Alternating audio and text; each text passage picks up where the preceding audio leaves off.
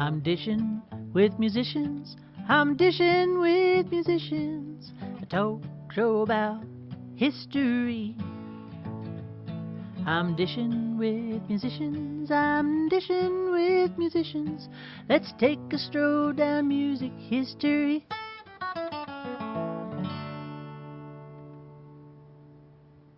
That's the beauty of the theme song, ladies and gentlemen. It's a song that's basically become my Andy Griffith theme song at this point. I wrote that very quickly one night because I needed something, or at least I told myself I did. And that's it. It just turned out. It just turned out. And now it's like gum that can't get scraped off your brain. So here we are. Happy Thursday. We're in Lincoln, Nebraska at the Dishin with Musician headquarters here. What a fun night we have. We've already got 11 people. Gosh, they're just jumping on like flies. This is killer. This is going to be great. I have one of my all-time best friends in the whole entire world on tonight. And it finally worked out that we could do this. It was my plan to get him on here earlier, and it just never worked out. And then it's worked out, folks. And you're lucky. Thank you for tuning in, and I hope you spread the word around town and share it on your social medias. And we're on YouTube.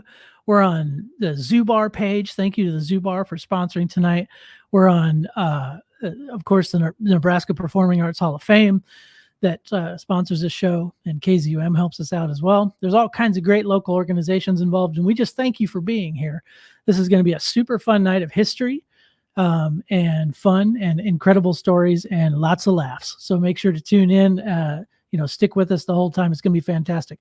So yeah, you do your part, share it. And let's get the social media octopus arms out there and get some friends on. It's going to be totally interactive, which is cool. You can comment in and we will answer your questions live. This is going to be a audio podcast later. So you can, check it out. If you have to jump off, you can check it out later as well. And this will always be on the social media platforms that we stream it to as well. So you can watch the video later too.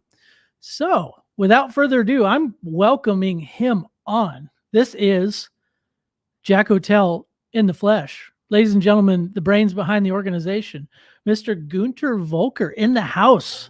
Yay! What's up, G? What's up, buddy? How's it going, man? I'm doing good, man. Awesome. Thank you so much for being here. Yeah. This is great. This is great. Yeah, my pleasure. It's like you and I, talk every night anyway. So, right. So why not film it and record it? Well, when you're a kid and you're on a riff with some friends, you're like, someone should be recording us. We're so funny. Yeah, we're so funny. I swear people laugh at us. You're right. Yeah. We're actually taking it to the next level. Yeah. It's not usually wise. You're not being funny. Right. Yeah. Right. Yeah. At that moment, you're probably not funny at all. Right. Well, shoot, man, I just wanted to get you on here, and we have like a plethora of things we could talk about. Obviously our backgrounds are very common. Mm-hmm. Like literally, as you see, instruments everywhere. That's right. We love music. We love writing songs. Love a lot of the same music. Yeah. And, you were one of the very first people. So I grew up in Lincoln, but you were one of the very first people that I connected with when I moved back, which was like kind of like God sent, really. I mean, I think it was like a meant to be type thing. Yeah, I remember it well. I remember the first time we met, and I think we've talked about this before because you remembered it a little bit differently because I think it was actually a little bit earlier than you thought because my boy Josh, our mutual boy Josh, was playing violin with you guys. Right. And I wasn't even playing music out at the time at all. But he and I worked at the same place and still do, as a matter of fact. But he told me that he was playing a show with you guys at the Bourbon just down the street. Yeah. So I popped in and and it was great. And, afterward I made a point of saying hi to you guys. Right. And that was the very first time that I met you. And then we actually got deeper in conversation the next time we met.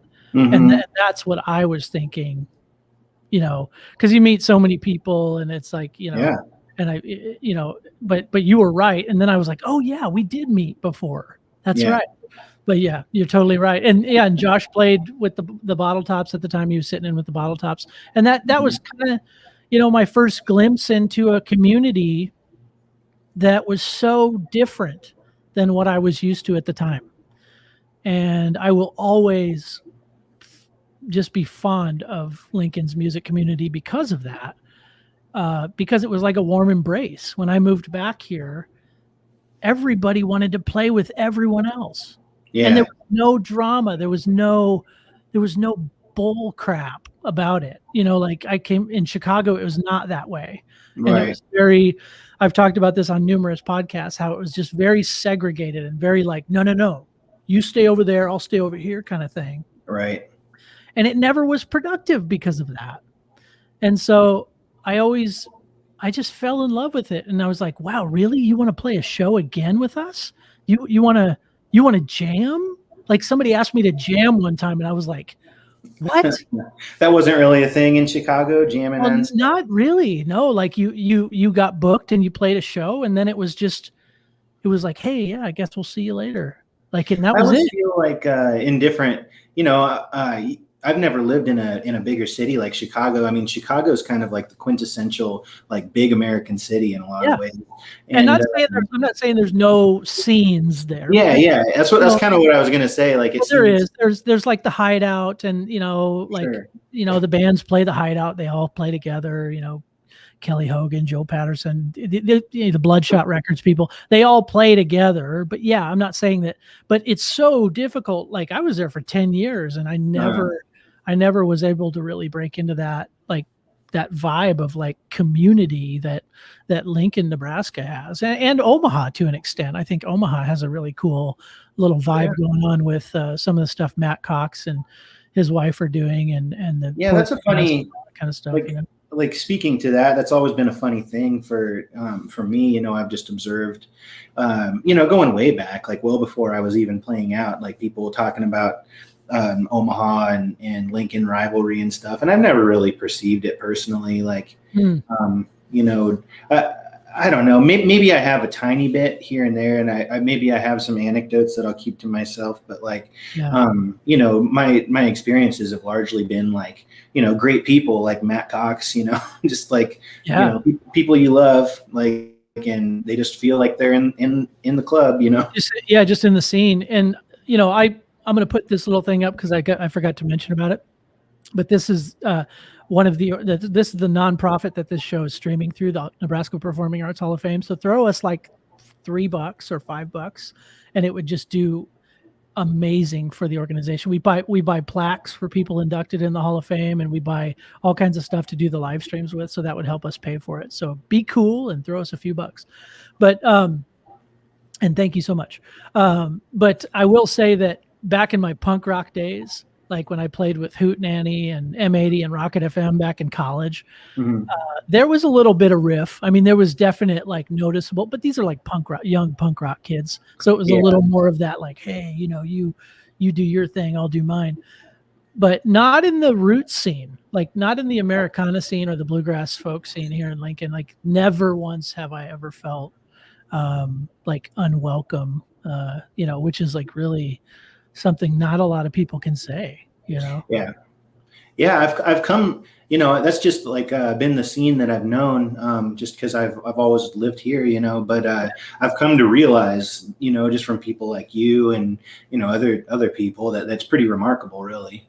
It is. And I definitely, I guess you're right. If you haven't experienced something else, you wouldn't have known. And I tell you, man, it was definitely known for me. And then Gerardo Meza came up to me that one day and said, you seem to be a go-getter and putting a lot of stuff together. You should start a record label. And that's when this started. That's when that's when you and I got together and really talked about the logistics of like starting a record label. And man, it just flew off the handle. I think we, in that first year, we probably put out, I don't even know, like 10 records, maybe. It seemed like. I know, it seems like it. There's so It's many funny. bands. I have my 2 LPs right here, or we have 3 LPs, but I have 2 vinyl records. Yeah. And it's funny, I was just looking at the spines of them, and Good Sons and Daughters was number 4, and A Town Called Hesitation was number 28. Oh, wow. There's that many between the 2. Yeah, in between the 2. Yep. Wow, that's awesome. Yeah, we're up to 31 right now. Yeah. 31. And then we just, we're about to release Lara Hope's record, which is, I'm really excited about that. Oh, yeah. That's great. She's a very powerful rockabilly female singer, which we need more female presence on the label. And we've talked about that over and over again. It's just kind of a thing that hasn't worked out. And, we put out Hannah Zara's record, which is one of the greatest things we released. Oh man, I love that. Gosh, it's one of my favorite albums of all time. Yeah. There's so many great records on the label. And I'm so happy that I finally got around to putting a playlist together where you could just really get a slice of everybody, and I'm constantly adding to that. So if you haven't checked that out, go onto Spotify. Yeah, do. I put that on sometimes. It's really nothing but good stuff. Yeah. And it gives me some pangs of nostalgia too. I was just thinking about when Matt Cox put out Nishnabotna, and I heard some of that in advance, and I was like, oh my God, this is like the best stuff I've ever heard. Like, can I tell you my fondest memory about that record? When we were driving to Neely, Nebraska for one of the greatest moments of yours and my life. Yeah. We opened for Willie Nelson and Neil Young, and you were a huge part of that day. Oh yeah, that was a trip. And we drove up and Carrie, my wife Carrie, and I and the kids, and we played Nishnabotna the whole way there as we're driving through, Columbus, Norfolk, and then we get into the cornfields, and it was just like the most gorgeous thing ever. I mean, it was just amazing. What's that first song on that record? Country Rose, I think. Yes. Yep. And oh my God, that's on the playlist. Yep. And that pedal steel, it'll just kill you. Oh man, yeah. He plays with some incredible, incredible people. I mean, some of my favorite players for sure. Yeah, no doubt. Country Rose, it's like number 3 on the playlist. I mean, I had to get it on there, and there's some great stuff on there. We ended up signing Will Hutchinson, and Orion Walsh just put out a new song like 2-3 months ago. I mean, these people are just cranking stuff out, and they're still doing it, and they're still like loving the fact that it's a place to come, and it's a place to come to hear all like-minded music, and that's what it's kind of become. It's a co-op, so like you put into it what you get out of it, and we've always told people that we don't have $1 million like behind every record like normal record labels. We're not a normal record label, and we've talked about that a lot too, but it's just been such a joy to see how it's blossomed over the years, man. It's really cool. So tell us about I want to know about, like, what did you experience that day? I don't think I've ever asked you that. Tell us about that. Man. Like, what did you think when I first, asked you to open up for Neil Young? Well, I probably thought like, that's not going to pan out. Right? Really? Is that what you thought? Well, I mean, like, it was the first like huge thing, and I was like, cool. That sounds like Mike's dreaming big. That's pretty cool, Yeah. And I think that was my first kind of lesson in like,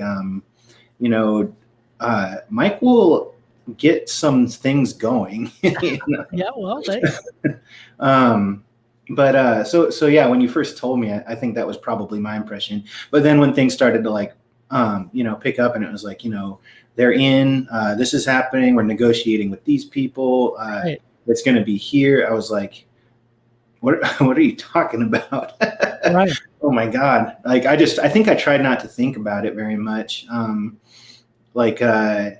Even still, I mean, in some ways it's almost in a very literal way, it's true that we opened for them. And then in some ways I'm like, well, I mean, it's not like we were, like in the same stadium and we were on right before, but then I'm like, it kind of is like that actually. Yeah, it kind of was. Yeah. Yeah. For those that don't know what we're talking about, we opened for Willie Nelson and Neil Young. Both of our bands did the Bottle Tops and Jack Hotel for a concert to stop the Keystone XL pipeline. So just so you'd have some context here. Yeah. Yeah, and it was just a surreal day from top to bottom. I mean, I remember the night before going out, and Neil Young is notoriously like private and kind of even curmudgeonly, if I can say that, type of person. Oh, 100%.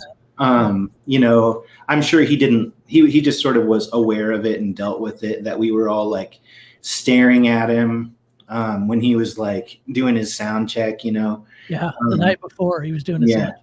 Yeah. But that's probably my, out of everything, including being on stage, that's probably my standout memory, is just like in a dark cornfield in the middle of nowhere, like Neil Young is playing like classic Neil Young songs, like on guitar and piano, for like me and like 9 people. Yes. Yeah, you're right. And I remember pretty much everyone that was standing there with us, because we all kept pinching each other going, dude, this is really happening. Like he's singing just to us. Like, this is crazy. And the moon wishes we would go away. Yeah. And he just, I don't think, he probably noticed us and was just like, no, they're crew or whatever. Or maybe he thought, just get these idiots out of here, probably. But it was just like, we kept quiet for the most part, and it was very professional. And like, but I remember the moon shining down, and I was like, we were literally in the middle of a cornfield, in the middle of nowhere, like a few miles outside of Neely, Nebraska, and Neil Young's just playing for us and trying out all of his toys on stage. I think I like slept on a picnic table. That's awesome. Well, because no one figured out like what we were doing that night. Like, we just didn't think of it. Nobody had plans. Yeah. I think I just sort of fell asleep on a picnic table, like sober.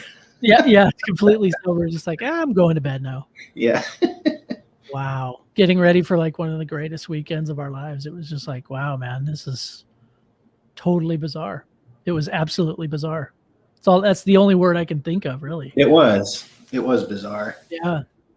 So we have a question from Brad Connie McKinney. That's my in-laws. There you go. Is there a live Jack Hotel performance on the calendar?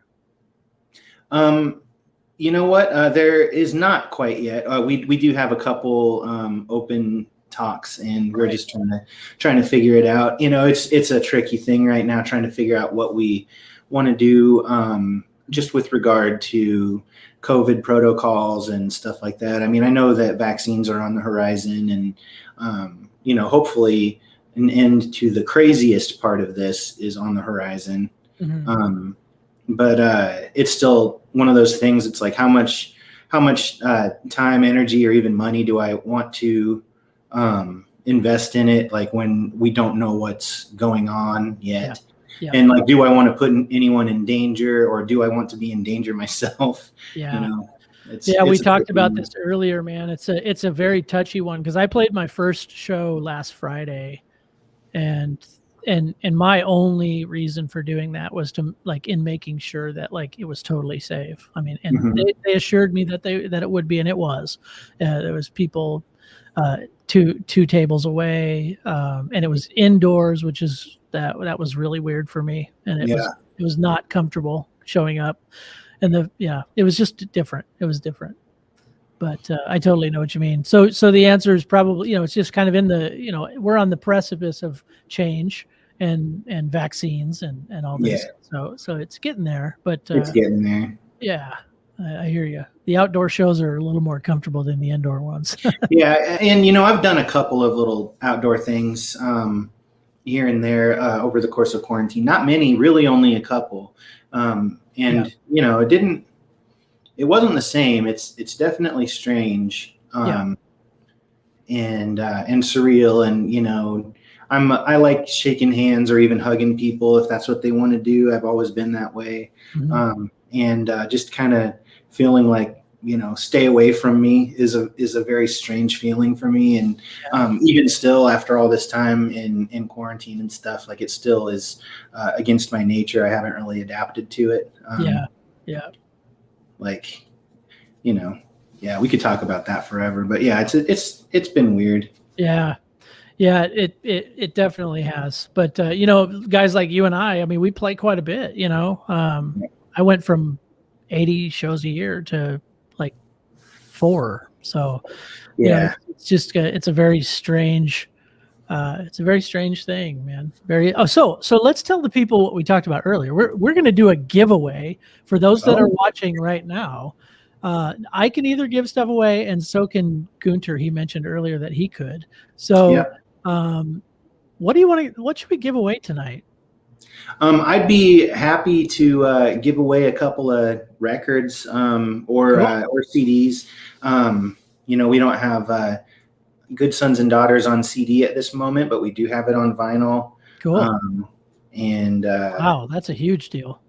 Yeah, I'd give away some stuff for sure. Okay, and say I'm going to match you. I will give away for the second place person. I will give. I'll tell you what. I'll give a Cloud or Mountain record away for sure, and I'll give them a choice between a Bottle Tops or a Cloud or Mountain record. How's that?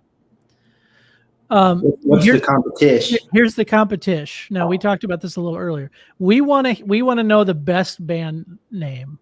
Now, we're going to do a band name competition, so you have to chat in with your funniest band name or best band name. Let's do. What do you want to do? How do you want to play it? Let's do best band name for a. Let's do a 3-word band name. It's got to be 3 words. Oh, Ghost Meat already came in. Okay. That was your sister. Hannah knows I like that one.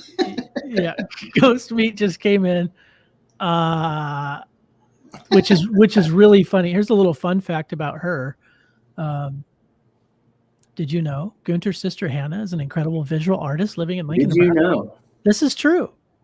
I've bought work from her. She's incredible. She has some incredible work hanging in my house as we speak.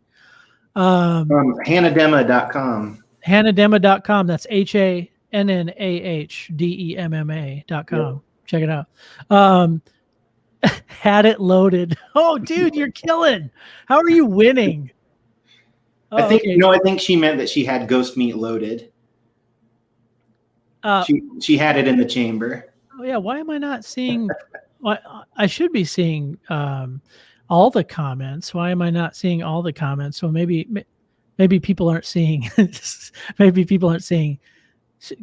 Carrie asked me if I'm looking at Facebook, but I should see the comments coming in from everywhere. So anyway, best 3-word band name, and we'll just leave it at that. Let's just do that. Should we give it a genre, or do you want to just leave it at that? Yeah, let's give it a genre. Okay. Swing band. Okay, a Quiet Storm swing band. How about that? All right. Somebody from that's probably my dad, says Lonnie's Horn Dingle. That sounds like a Semrad to me. Yeah, that's definitely a Semrad. Okay, that's in the running. So Had It Loaded and Lonnie's Horn Dingle is on the table. All right. So keep those coming in during the conversation. We're going to check back with that as we groove on. Ghostly Meat Clumpers just came in. I want an album. Hey, that's pretty good, Mr. McKinney. I think any band would want an album. Yes, of course. I want an album. Okay, so you got it. Best Quiet Storm. What was it? Swing band? Swing band. Best Quiet Storm swing band. And it's got to be 3 words. So go at it, ladies and gentlemen. Okay, sweet. So, okay, let's get into this. Let's go deep with Gunter for a second. I don't think I've ever asked you this, but this is the joy of this program. What got you into playing music? What got you into wanting to play music? Like, what was your earliest memory? I think, my earliest memories of like music as something that one could do would have something to do with my parents and the kinds of friends that they have. My parents themselves are they wouldn't say so, but they're both musicians. Like they're musically inclined. My dad plays a great blues harp, and oh really? Yeah. He hasn't been doing it, but he could do all the tricks. He's a bendy son of a gun on the harmonica. I did not know that. Yeah. Dude, that's crazy. And when I was a kid, Mom, played piano. I remember various songbooks open on the piano, and nice. And Mom can sing and stuff. It is very tuneful. But neither would call themselves a musician, but that would have been my earliest memory. And then, they have a lot of musical friends, some of them professionals, some of whom you've met, who would come over when we were kids and bring a guitar. And all of a sudden, they're very much the life of the party. Like it all is surrounding them. All of my attention is focused on them for sure. Right.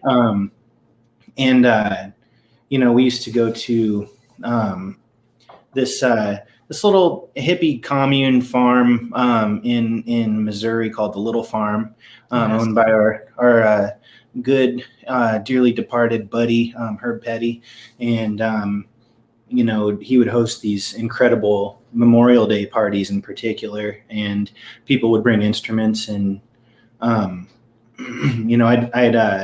see like our friend Frank Meyer playing guitar, playing his great original songs. And, he's very participatory. He tries to get you going. And, I remember having a participatory impulse toward music early on from that. Like I remember, I've never really talked about this before, but like one time around the fire, I had this like empty milk jug, just a normal milk jug, and I punctured it with this tiny little toy sword. And I found that I could get a pretty cool sound by flicking the sword. Oh, sweet. And it like worked with the song. And and I was really little. I was a little kid, and so like all the adults were like, whoa, like looking at me approvingly. I found this like cool thing to do. Oh, and I was like, man, I'm playing with the musicians. Like you're doing it. You're doing it. Wow, man. That's awesome. And then from there, drums became my first instrument, and much to my parents' chagrin, they've always been encouraging, but drums are very annoying when a person's first learning to play them, and even afterward, even when they get good at them, it's like you can't get away from it. Yeah. See, my parents were lucky in that sense, because I used to drum on my desk at school. That was my first thing to bang on, and then it moved to pots and pans, which I discovered later. But very similar experience. I like in the process of trying to convince my parents that I needed to get a drum set.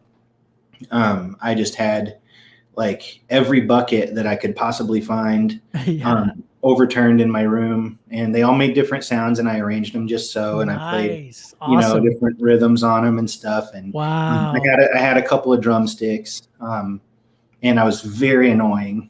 Very annoying. But also like kind of good at it, if you can be said to be good at something so annoying. Sure. So finally, my parents relented and got me a cheap but cool, sparkly set of vintage Ludwigs for gosh, just out of the paper. They were not great drums, but they were cool looking. Nice. Ludwigs are great. Yeah, man. Yeah, awesome. They're even if they're beat up, they're awesome. Yeah, that's cool. And they were blue? I had a blue drum set, but these were red sparkly. Oh, the first one was red. Cool. Yeah. Nice.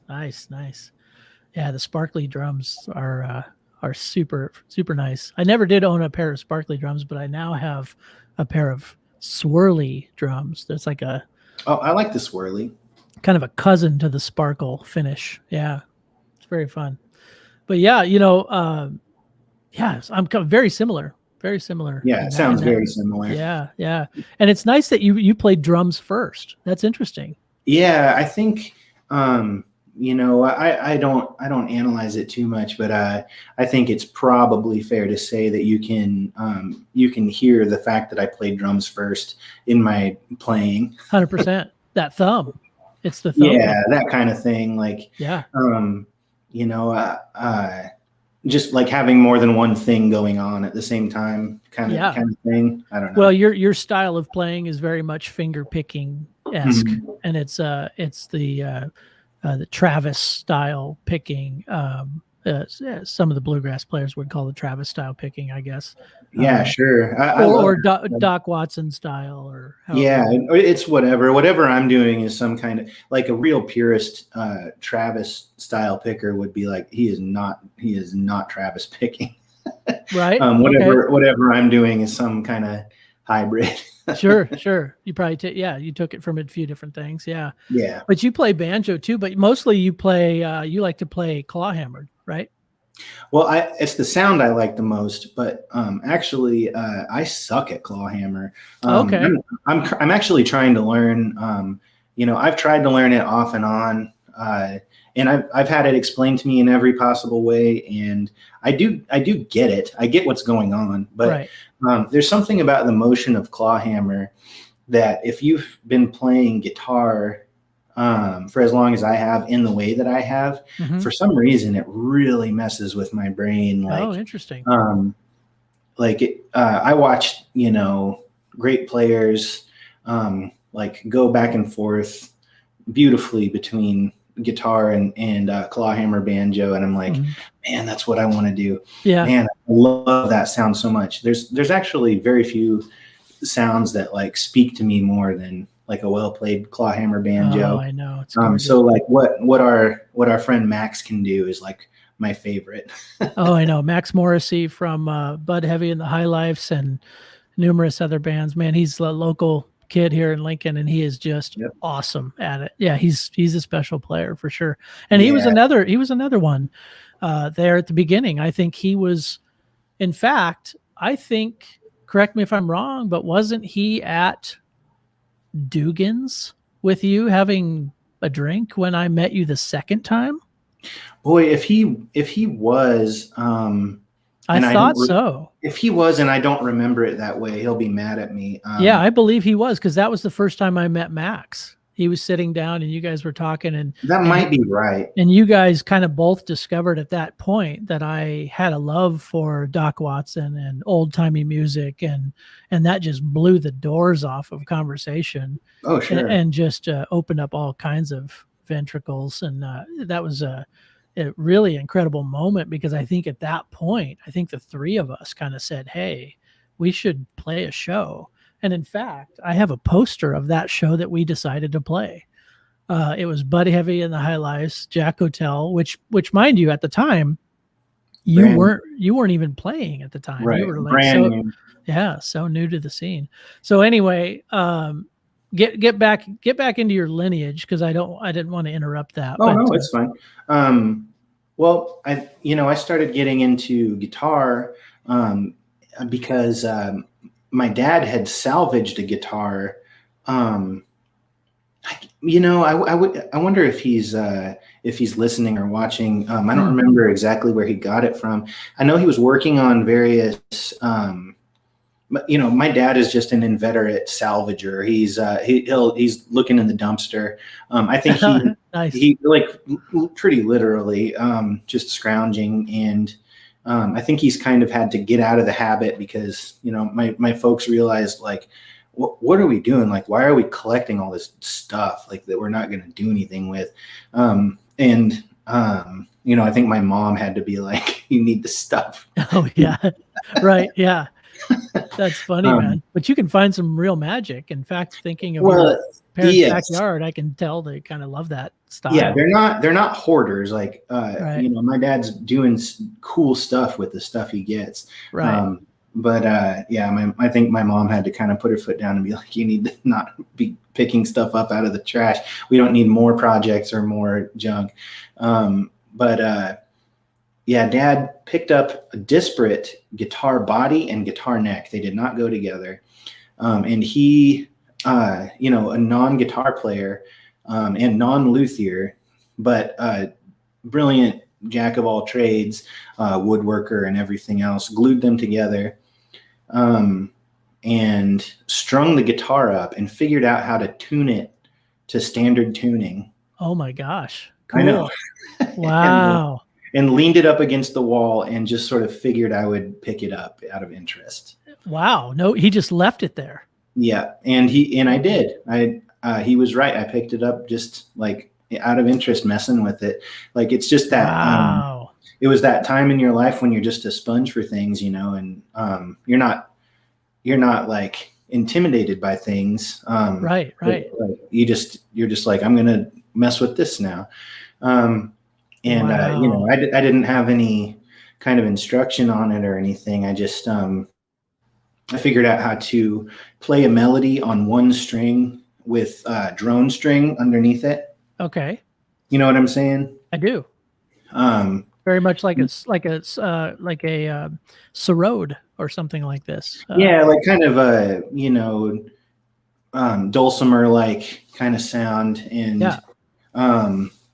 And strumming came fairly naturally to me because of drums. And then my playing style, I still love flat picking and can kind of do it. I can't keep up with a real deal hot shot like someone like Billy Strings or something like that. But sure. Well, he's a freak. He's a freak. Yeah. But I can kind of flat pick. But my finger style playing evolved, and that, you know, anytime I've said this, I've felt like it probably sounds like some kind of joke or cop out, but it pretty literally evolved from picking up the guitar, sitting down with it while watching TV or whatever, and idly playing it, and literally being too lazy to go grab a pick. Sure. And like, I kind of just figured out like that kind of style, alternating thumb style, just because I listened to that kind of stuff all the time. Right. And like, that was some of my favorite listening, and I just sort of adapted. How old were you at that point when you picked up your dad's guitar? Rich Rodenberg asked a question. Was that Rich's question? Yeah, that was Rich's question. Hi, Rich. Hey, Rich. I must have been 16, 17. 16 or 17. Wow, that's kind of a late, seemingly kind of later than I thought, really. Yeah. Just into the whole idea. I was pretty late into the whole idea of like being a musician. I missed out on, school, like all the stuff that you could do in school. I probably would have enjoyed school more. I still would have hated it, but I would have had at least some part of it that I could focus on. Maybe I would have hated, band and stuff too. It's very possible. Right. I'm giving a shout out to Rich. Yeah. Thanks, Rich. Rich is he's a great realtor. Hit him up if you need a new home. Yeah. He's a fun guy. Man, that's awesome. Yeah, that's kind of around the time I picked up a guitar, to be honest. I was 14 when I first picked it up, and it took me about 2 years to really understand what was happening. Yeah. And then finally I'm kind of cut myself short. My dad showed me a few chords, I guess, and then a pentatonic scale, which kind of blew my mind. And then I think maybe my dad knew a chord or two. Okay. Just from Mess himself. Maybe he had a book or something. He didn't play at all, and I think he kind of showed me, and I sort of just forgot. But nice. That like figuring out chords and keys and all that stuff came later for me, for sure. Yeah.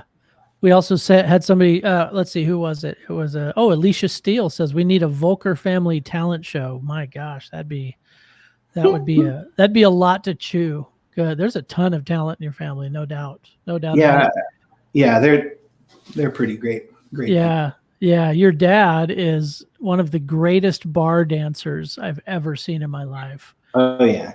And when I say that, I say when music moves him, which typically is all the time, it is so fascinating to watch. I mean, your father is like just this incredible soul that just moves.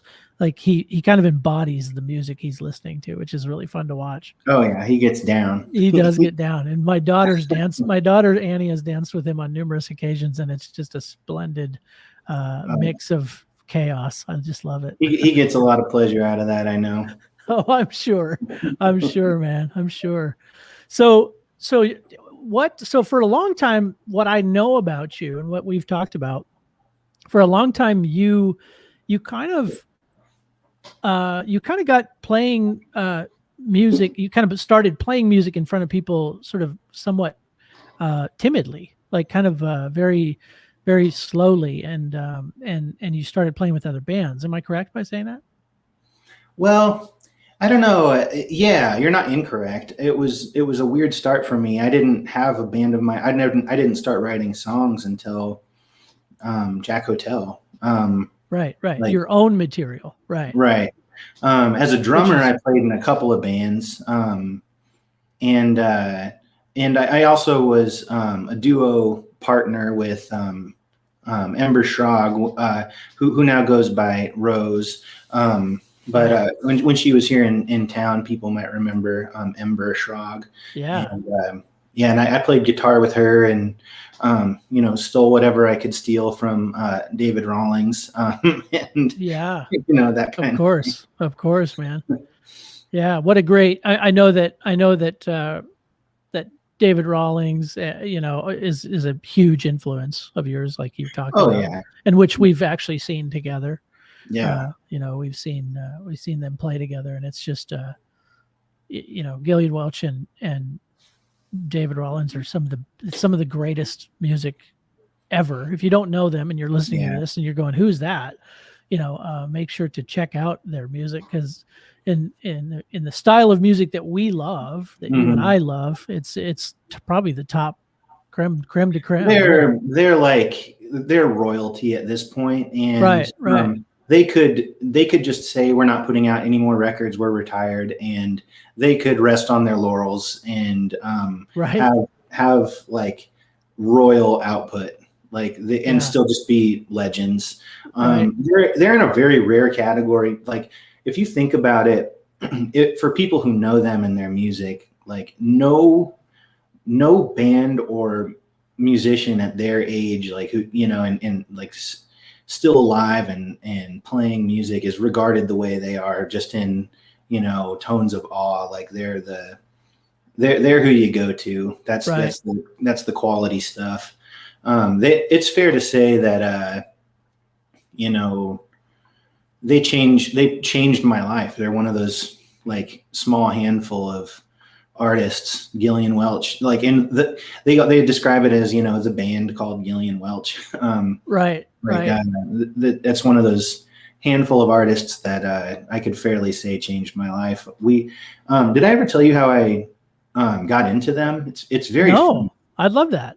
I'd love to hear that story. It's funny, man. So long time friend of the Voelker family, John Schutz, who himself he's passed away, but himself was a great folk musician in the purest sense of being a folk musician. Cool. Knew all, like, was studied in folk music, knew like all these crazy, Appalachian field haulers and stuff, and would just like sing them out. Wow, really? Yeah. And he'd come to your party with like a literal mason jar filled. I don't think it was like super boozy, but like some kind of weird boozy mason jar, like full of mystery cocktail. Nice. And he would just drink on throughout the night. And then like during a moment's pause in conversation, he just starts singing some weird Appalachian field holler. Just out of nowhere. Yeah. Oh my gosh. Wow. He used to have a practice of making like VHS mixtapes, just random stuff. So this is, there was this one mixtape that had on it Pastor Gas. You know Pastor Gas? Oh yeah, sure. Yeah. Yeah. I feel the spirit. Yeah, right. Yeah. It's incredible. It had like, this is pre-YouTube. This is pre-everything. Oh my gosh. So Pastor Gas existed pre-YouTube, but it was on this. Like, how did John Schutz have a line on this? How did he know about Pastor Gas? Where did he get it? Yeah. It was on there. And then like either right before or right after was this amazing set from the 90s of music from Gillian Welch and David Rawlings on Austin City Limits. And wow, no kidding. I wore that tape out, man. I watched that over and over. Wow. Like it was just very haunting to me. And I think at that point I had already realized that folk music was kind of the folk and old time music were kind of the musics of my heart. And right. And they really just spoke to something ghostly in me, I guess. And I loved them. That's how I found out about them. Wow, that's amazing. Like that would have been around the same time, man. I must have been 17, 18. Wow, that's awesome. That's very cool. Yeah, thank goodness for the tape. What a wild thing to come your way. Well, and like they're so like we were saying, they're so legendary at this point. I would have crossed paths with them eventually. Yeah. Well, Oh Brother, Where Art Thou was kind of my big introduction to her. Yeah. And then from there, I mean, probably to millions of people, really. Yeah. Because millions, yep. I mean, that kind of was the reawakening, so to speak, of that genre, for a lot of things. And many people have talked about that. But we mentioned Max Morrissey earlier. He said, wasn't your first band the Dump Truck Angels? Which is, hey, Max, we're going to put you in the running for the best 3-word band name, Quiet Storm Swing Band. I think the Dump Truck Angels is in the running. That's pretty good. And by the way, keep those names coming in, folks. You can win either a Jack Hotel record or a Bottle Tops or a Riverhawks record. You can, or a Mike Semrad record. Yeah, keep those 3-word band names coming in, folks. Let's hear it. But that's incredible, man. Very cool. So that got you into, where does that put you? So that puts you right around like what age? 18, 19? The Gillian stuff. Yeah, probably the same time that I was like starting to get better at guitar. So I guess probably like 18, 19, like starting to actually like pick around the guitar a little bit. And right. Maybe I could, like, if someone were playing, maybe I could join in a little bit in some kind of rudimentary way. Nice. That's a good start, man. That's a very good start. We've got some cool comments coming in. So at what point did you want to write your own songs? Like, when did you realize, like, oh man, I think I could maybe get away with penning my own songs? Because I know you're a reader and you've always been kind of an intellectual type, and an incredibly smart person. When did you finally realize, like, I could put words down and make them my own?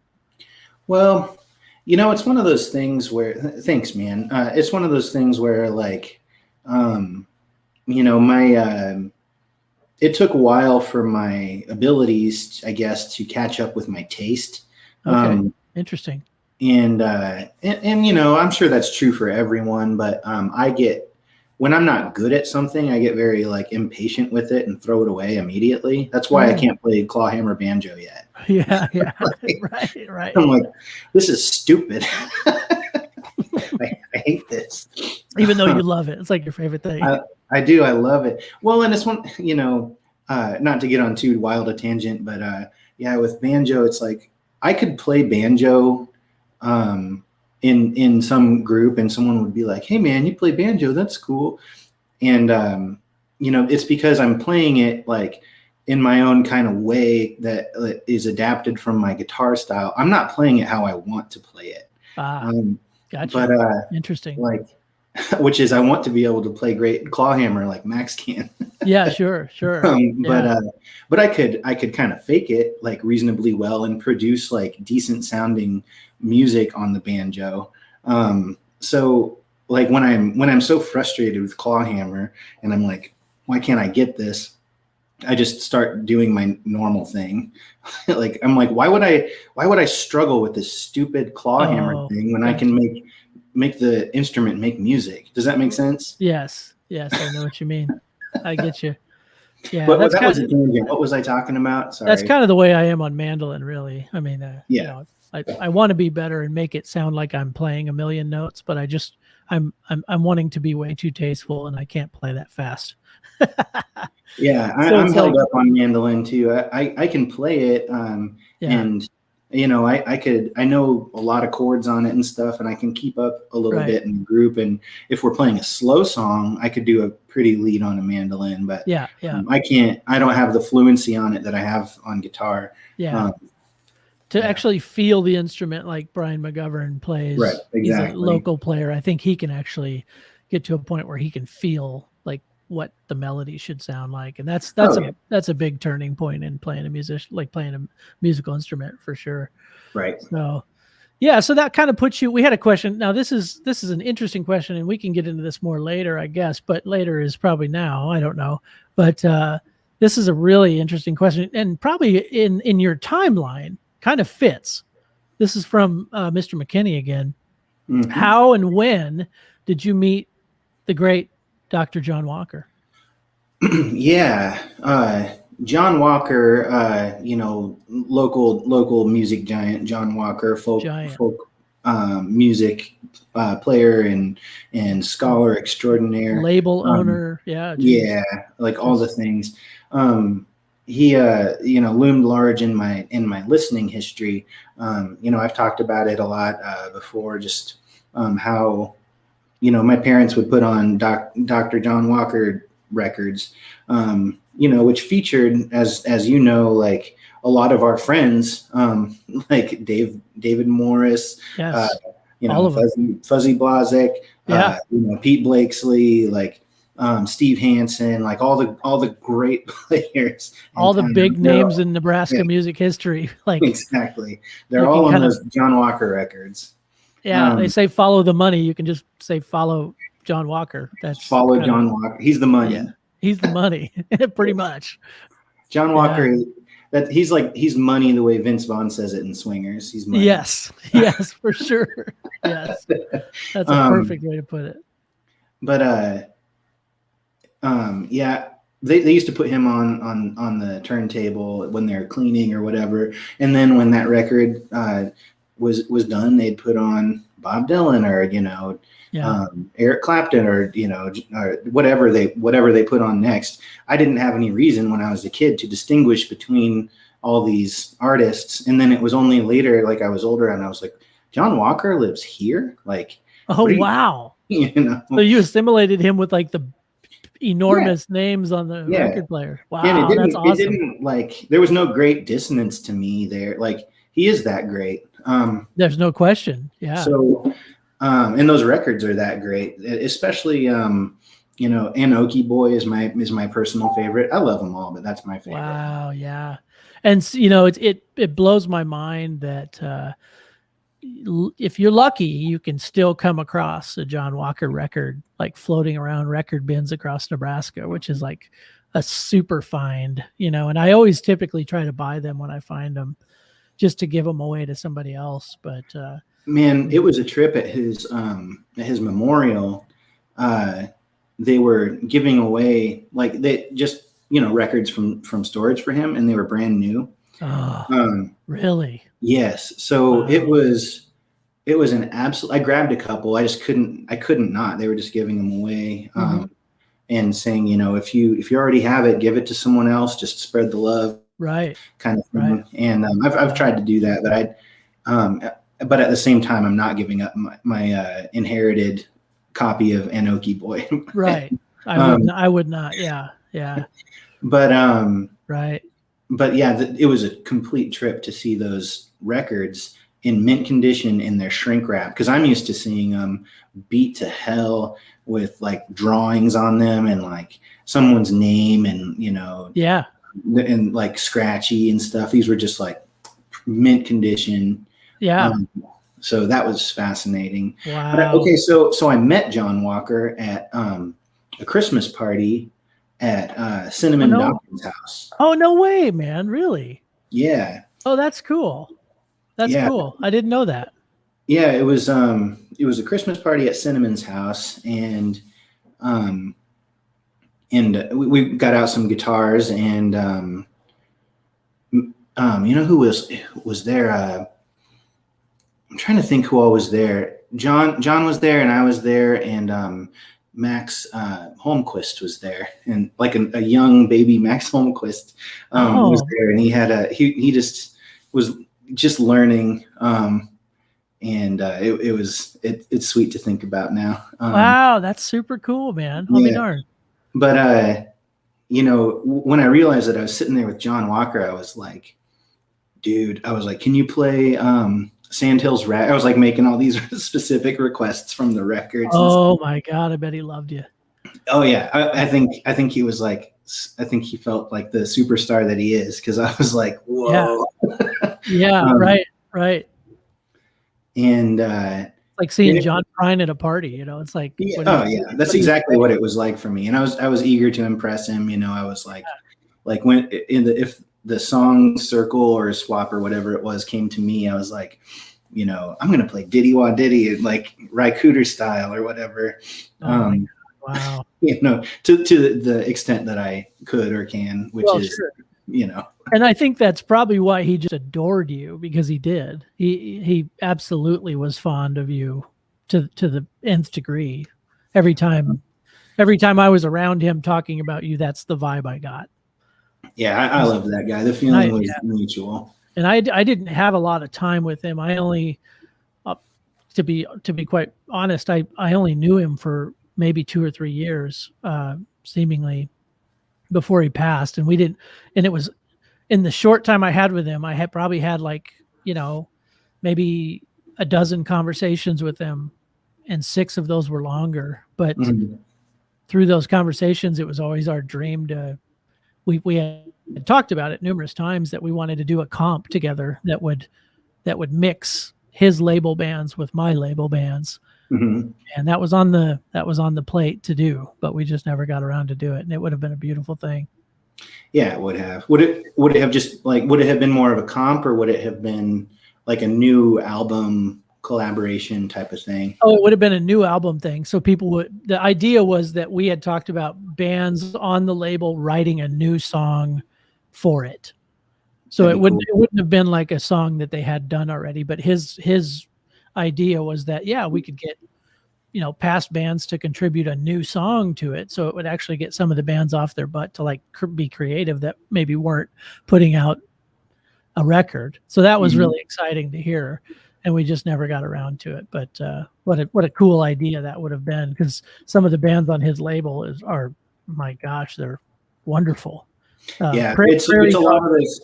Yeah, Prairie Dog Records. It's a lot of those same folks, you know. Yeah, just really stellar bands, and there's quite a few bands on that label, really. That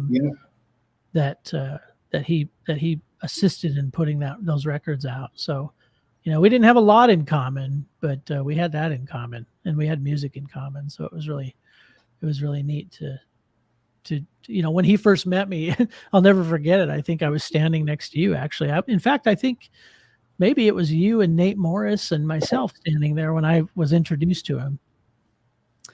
And when I first met him, you know, I was really excited, probably in the same fashion you were. You know, I was just geeking out. I was geeking out, you know, and I didn't know what to say to him. And I was just like, hey, I'm just a really big fan of your music, and gosh, I'd love to, you know, just collaborate someday or do something. This would just be fun. I mean, because I think he knew that I ran the record label as well, and you know, and just it was wild, really. It was a wild moment, and it was only for a few minutes, and I just turned around and walked away.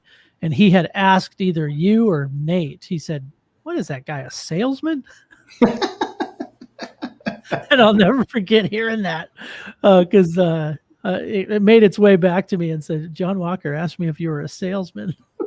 I just thought that was so funny. It's just so like him to be like, what the hell was that? Yeah, he was could tell. Yeah, he probably could tell I was just overly excited. And for sure. Who the hell was that guy? You know, it didn't take long for him to get to know you, and Well, yeah, I think he became pretty fond of me because I asked him to be a part of the solar barn sessions, and he came out to a small town outside of Ord, Nebraska, and he recorded in a solar barn with all of us and sang a song that he wrote called Windmills, Not Oil Spills. Yep. And he was so excited to do that because he was so passionate about that effort of the Keystone XL pipeline just being squashed. And we saw eye to eye on that. And that was a special time for me. Really was, to see him do that. And then recently somebody gave me a copy of his book. Have you ever seen his book, or have you read it? Yeah, man, I have a very prized inscribed copy of that book in my collection. Oh, yeah. It's great. It's called What the Hoops Junkie Saw. Yep. Poems, Stories, and Reflections on the Passing Scene by John Walker. And it's I think you could probably find a copy somewhere locally. Yeah. I bet if you called Cinnamon at Novel Idea, she might even have a copy, maybe. But they're out. You could go to is Prairie Dog Records website still active? I don't know. I haven't seen that yet, or recently anyway. Yeah, I bet there's someone you could reach out to, because I know they were giving away copies of that book at the memorial. I'm sure there's still some. Right. And I can just tell you guys, it is one of the greatest, most fun reads that you will probably ever sink into. And the stories are short. Some are longer. And he's got poems on there too, obviously, which is what the title is. But it's just a fascinating read. I mean, he grew up in his father was a pastor in Oklahoma, and he grew up in a pretty religious, from what I know, a very religious family. And he has some moments of just meeting girls and kind of discovering girls. And it's just like it's like Ham on Rye from Charles Bukowski or something. Yeah, he's just coming of age, Yeah, it's just a great coming of age story. Like, there's some really fascinating stories in it. I don't know. It's just great. What a fantastic read. But yeah, I love that book. You can tell why he got into that kind of music, because it's very story driven. Yeah, exactly. Just fabulous. What an icon, and like you said earlier, a giant, really. Yep. But I hear a lot of his music in yours, man. I really do. Well, that's a high compliment. That I'd say though that, and I've said this before, like that's no coincidence. I wasn't conscious about it, but there's a reason that like a configuration of my band emerged that contained an acoustic guitar and an upright bass and a dobro and a violin. Yeah, right. I just found Carrie just chatted in and said KZUM has copies of the book for those of you interested. Oh, great. So reach out to KZUM. Wow, that's awesome. And I totally forgot, but the copy that was given to me was donated to the station by John's wife. So that's how I got a copy. So that would make sense. Yeah. Yeah. So I'm going to put that up on here for those of you that are interested, but I seriously grab a copy of it. And it is a fabulous historic read because it's just Nebraska history. It's, he always talks about Oklahoma, and he was an Oklahoma kid, and it's a really fantastic read. But, we're on the Nebraska Performing Arts Hall of Fame page right now, and my father and I run this organization, and we have inducted him into the Hall of Fame, but we haven't been able to do the ceremony yet. And so we're trying to find the best. And I think really what it's going to come down to is us just doing a tribute night. So obviously, would you want to be a part of that if we did that? Oh yeah, I would. Yeah, of I'd course. love to. Yeah, I figured, and we're going to get other folks involved and have a John Walker tribute night, and then have the induction. And I thought about doing a virtual induction, just through the pandemic, but I think I think John would rather have an in-person thing and yeah, he wouldn't dig this live streaming crap. He wouldn't be into it. I don't think so either, man. What are you, a salesman? Yeah.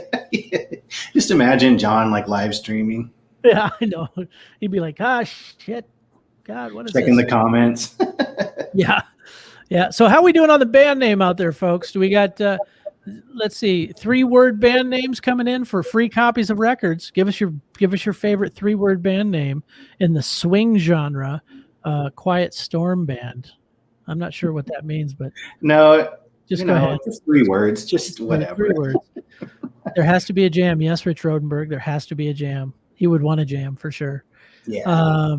There's a Prairie Dog Records in Edmonton. Didn't see Dr. John's. Interesting. Okay. Well, I wonder if that site is no longer, but I hope it's the list. Somebody has the list of bands out there somewhere, because I would like to put that on our website. There's I would guess, if anybody knows out there, how many bands did he put out? I mean, it's got to be in the 50s easily, because I remember seeing the list and it was huge.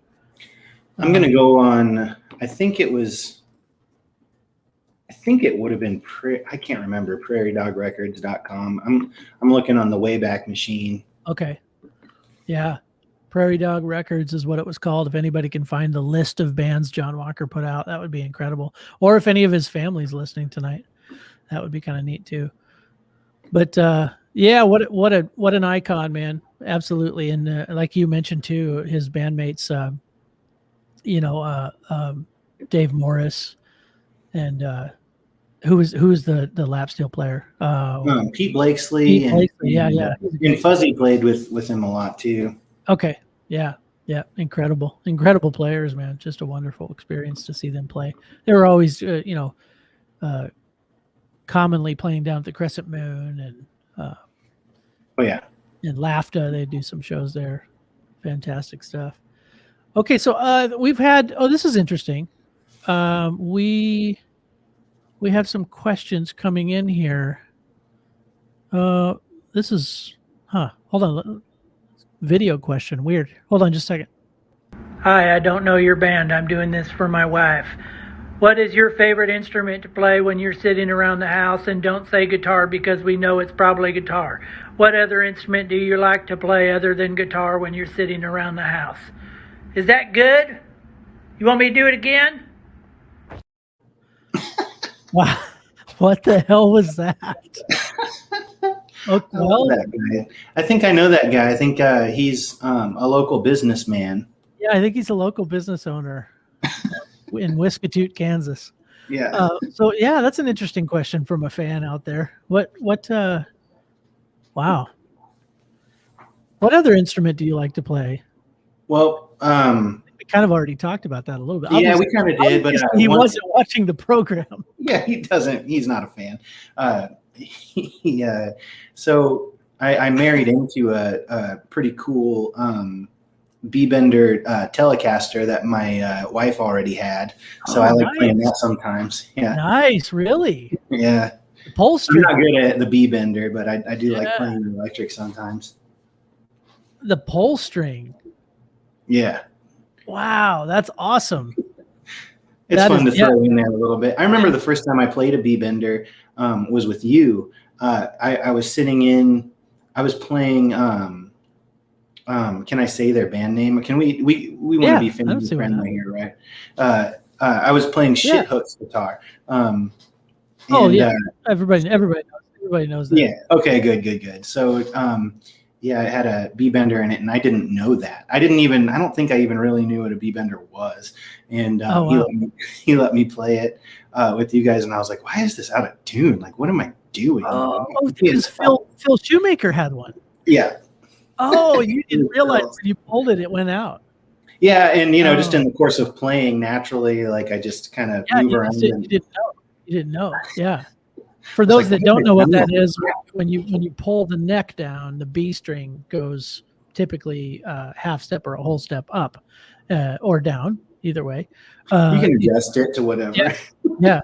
And it's funny. I just built one of those myself.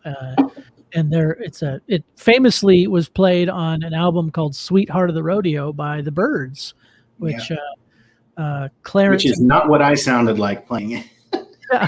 Clarence White was a genius, though, man. I mean, he was actually a genius on that instrument. Yes. But interesting. That's interesting. Oh, we have another. Here's a weird. Now these video things are coming in here. Let's see what this one. There's another video. It does not get any better than this. I am just wanting to say a very quick thing. I can't remember the last time I wasn't listening to Jack Hotels, and I just love the Jack Hotels, and I just can't wait to go to the Jack Hotels. But anyway, I just want to say I listen to you when I cook, I listen to you when I dance, I listen to you when I wiggle, and I listen to you with no pants. And I am fond of your music. But tell us about one time that you just wrote a song and it just came to you. I wish I could come to you. Bye. Jesus. Who are these people? That's like your cousin, isn't it? Yeah, that's my cousin Karen. Yeah, she's a total drag. Her husband's a jerk too, by the way. Is that the local business owner? She is. Yeah, they're married. Yeah, right. Wouldn't that be wild if it was all tied in? Yeah. He is. Yeah. It comes hard for me, Karen. I've always said if someone could stand over my shoulder watching me write a song, they would wonder why I even bothered. Like it doesn't come very easily to me. I work pretty hard on it. There have been exceptions though, where I felt like, something about the song was giving me a lot of goodies, and I wrote it more quickly. And I think the quickest song I ever wrote was Too Long Away, which is also probably my best song. You wrote that the quickest? Yeah. No kidding. Yeah. That's one of my favorite songs that you do. Yeah, thanks, man. It's probably that's probably my favorite too. And maybe there's a lesson I can glean from that somewhere, but I like the ones that came hard too, but for some reason that's just where my mind goes. That's usually difficult. Wow, man. Where were you when you wrote that song? Just at the dining room table before work one day. Really? Yeah, it was like a morning thing. I think I wrote it on nylon strings. And it wasn't, the song's in E, and it wasn't in E. I was like in, I just came up with the melody in some other fingering, and I liked it a lot. And it was just through a process of experimentation that I arrived at the idea of playing it in E with the capo on 2, but with the low string open, the way people do. Right. And you worked out for it. You just released that on the last record, A Town Called Hesitation. Finally, just released it. Yep. We've been playing that for a while, and it finally sees the light. Thank God, man. I've been waiting for it. The first time I heard you play that, I'll never forget it. I was stone cold, like frozen, literally. Oh man. And I looked over at the end of it. I looked over and I said, "What was that?" And Kenny Kinlan just smiled. He goes, "I know, man." That's really sweet. And I was like, "Yeah, I know." And it was just like, it was one of those like, wow moments where you just go, that song is just perfect. It's just one of those, it's timeless. It when I hear that song, I think like, I think this is strange because I think like the early 1900s, like I think that time period, it makes me feel a time period, which is so weird about music. It makes you feel things like that. But I know what you mean. I think I feel that too. Kind of the melody lends itself to a lot of different interpretations. And when we recorded that, we had Jack Rodenberg putting down a little bit of piano. He was doing a bunch of songs, and I was like, hey man, can we get a little bit of like padding piano on Too Long Way? Just like something simple. We were just getting like a big anthemic kind of wall of sound type of sound for those choruses. And he's game for anything, you know.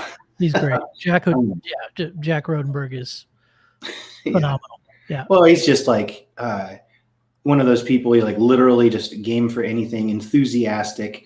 You know, if you have an idea, he's just delighted that you had an idea. He's like, and it inherently has quality because you had it.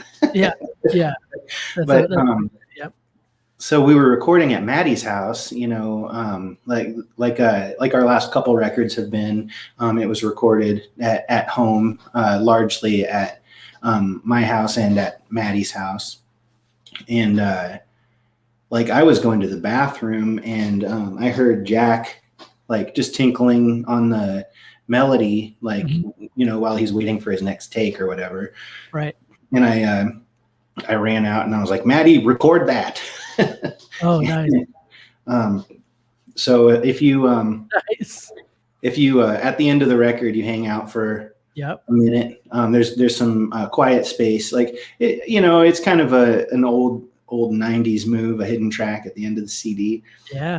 But there's some quiet space at the end of the last song, and then all of a sudden that comes in. That's what I was hearing from the other room. And you can only hear it if you let it spin, just if you're the way I see it is it's something that would come on if you were actually listening to the record, right? You know, instead of just like picking songs to listen to from it, which is also fine. But that's what I like about it. That's cool, man. That's cool.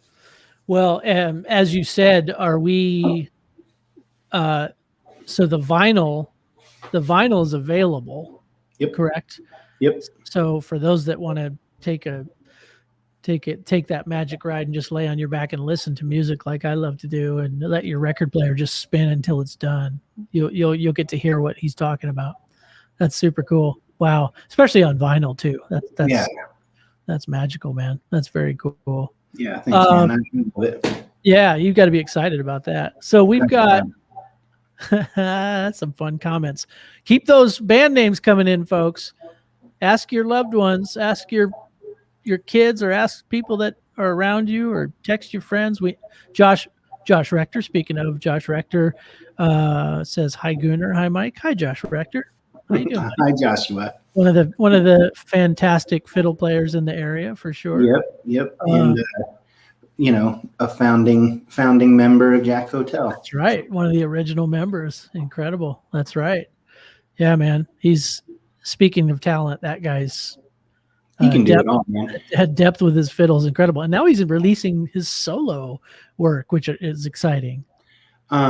He can do anything. It was so funny. We were playing a Crescent Moon thing, a little benefit there, and that was my first. Now that I think of it, we were talking about this earlier. That was my first indoor experience. There was no one there. I felt reasonably safe. There was no audience. It was live streamed by Basement Creators Network and stuff. Okay. But you know, it was just me and Josh for Jack Hotel, and I was like, tell them where they can find you. And he was like, you can find me on Instagram, and you can find me on my YouTube channel. I'm doing this and this. I'm putting out original trip hop music, and I did like trip hop. I think that's not what he said. No, it wasn't trip hop, but you know, he's making beats, and you know, he's doing like his own kind of original, like Celtic influenced, like hip hop influenced thing. Like it's pretty amazing.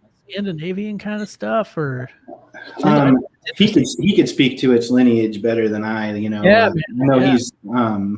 he's there's a particular style of fiddle playing that he's really inspired by.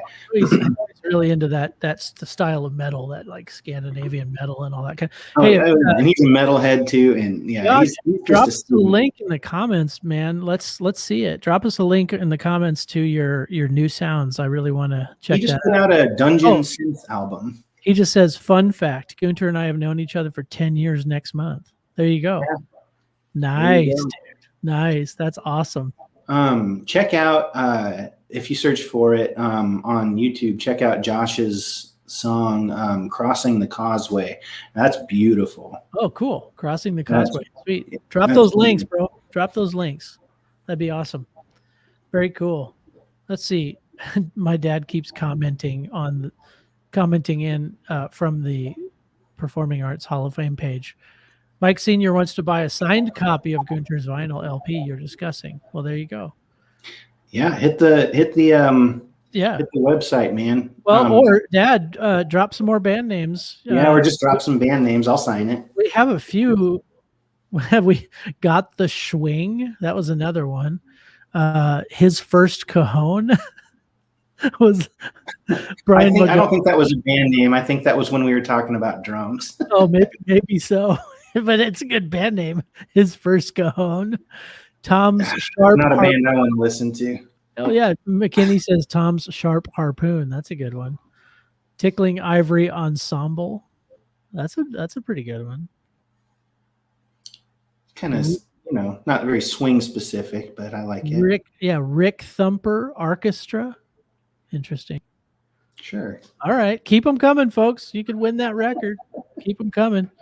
Josh dropped a YouTube link in the comments on my page. I will see if I can.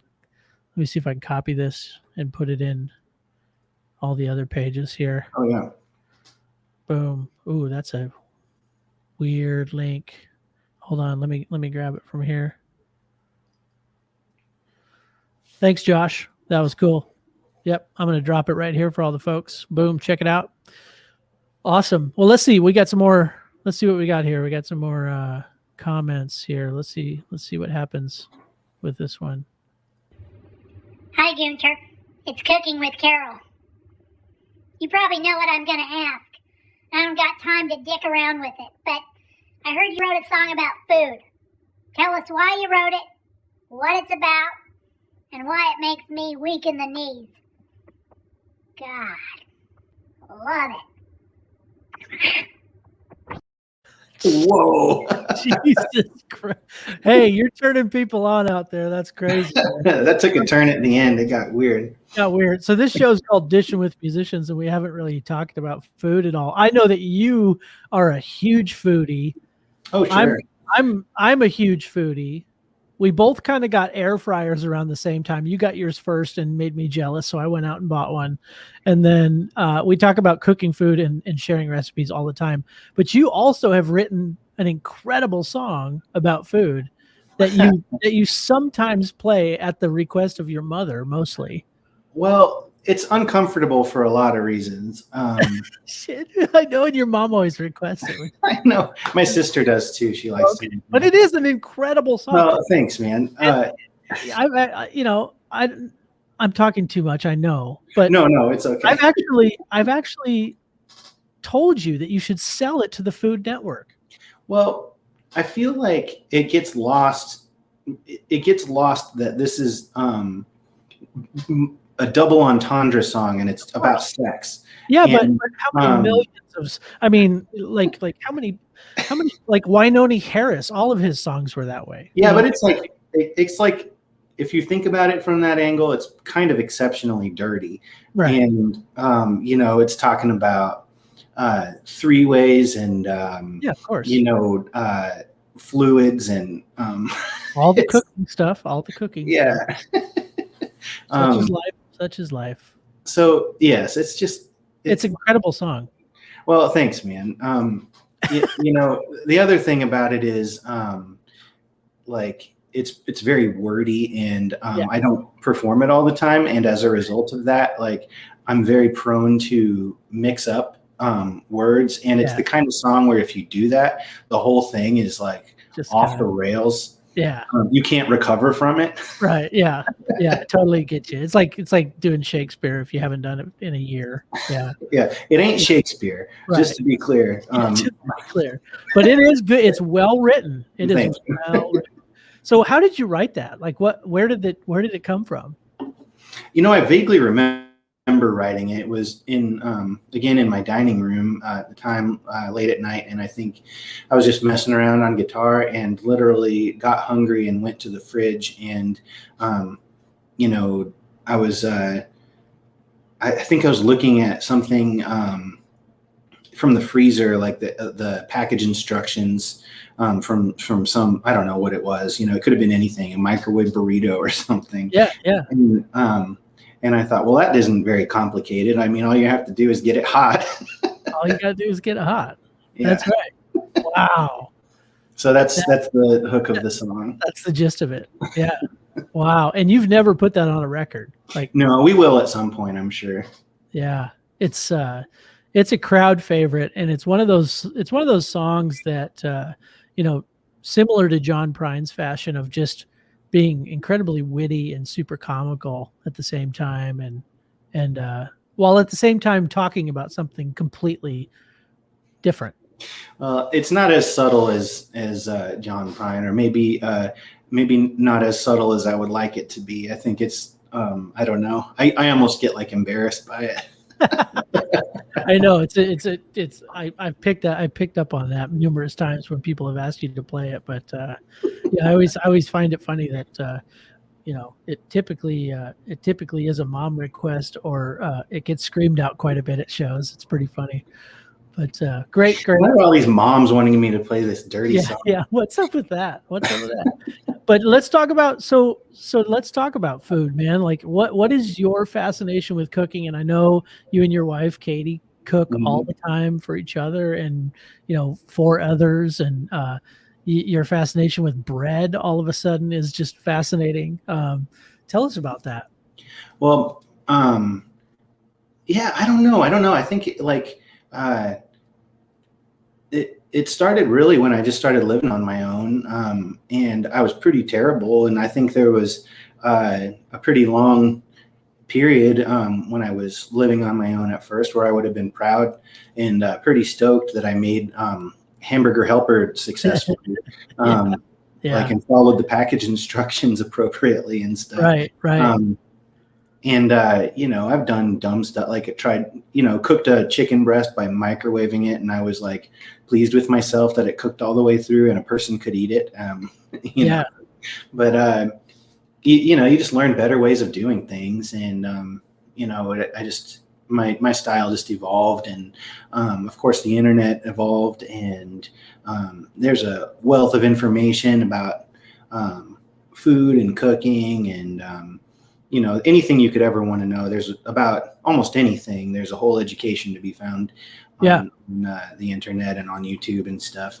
Oh, 100%. Really, it just it's not really that. I'm not saying it's not interesting or whatever, but it's not really that remarkable a story. I just got better at it just from doing it, and following recipes at first, and then saying well, maybe this time I'm going to try to do that same thing I did, a couple of weeks back and not follow a recipe, and maybe I'll add my own tweaks to it and get the general techniques correct and stuff like that. Nice. And when you study recipes early on, you realize that there are patterns to things. You want to, in a lot of recipes, you want to put in your garlic first and not for very long before you add some other stuff, or you're gonna you just figure stuff out. Sure. Do you watch any cooking shows at all? Sure. Yeah. You know what my favorite one right now is a YouTube show, which is I don't know what the show is called or if it has a name per se, but this guy Nigel has this great character called Uncle Roger, and and he puts on this extremely affected accent. He himself is Chinese and can do this, but it's like a really affected, crazy comedic accent. And he just does reaction videos to other people making fried rice. And oh yes, I know this guy.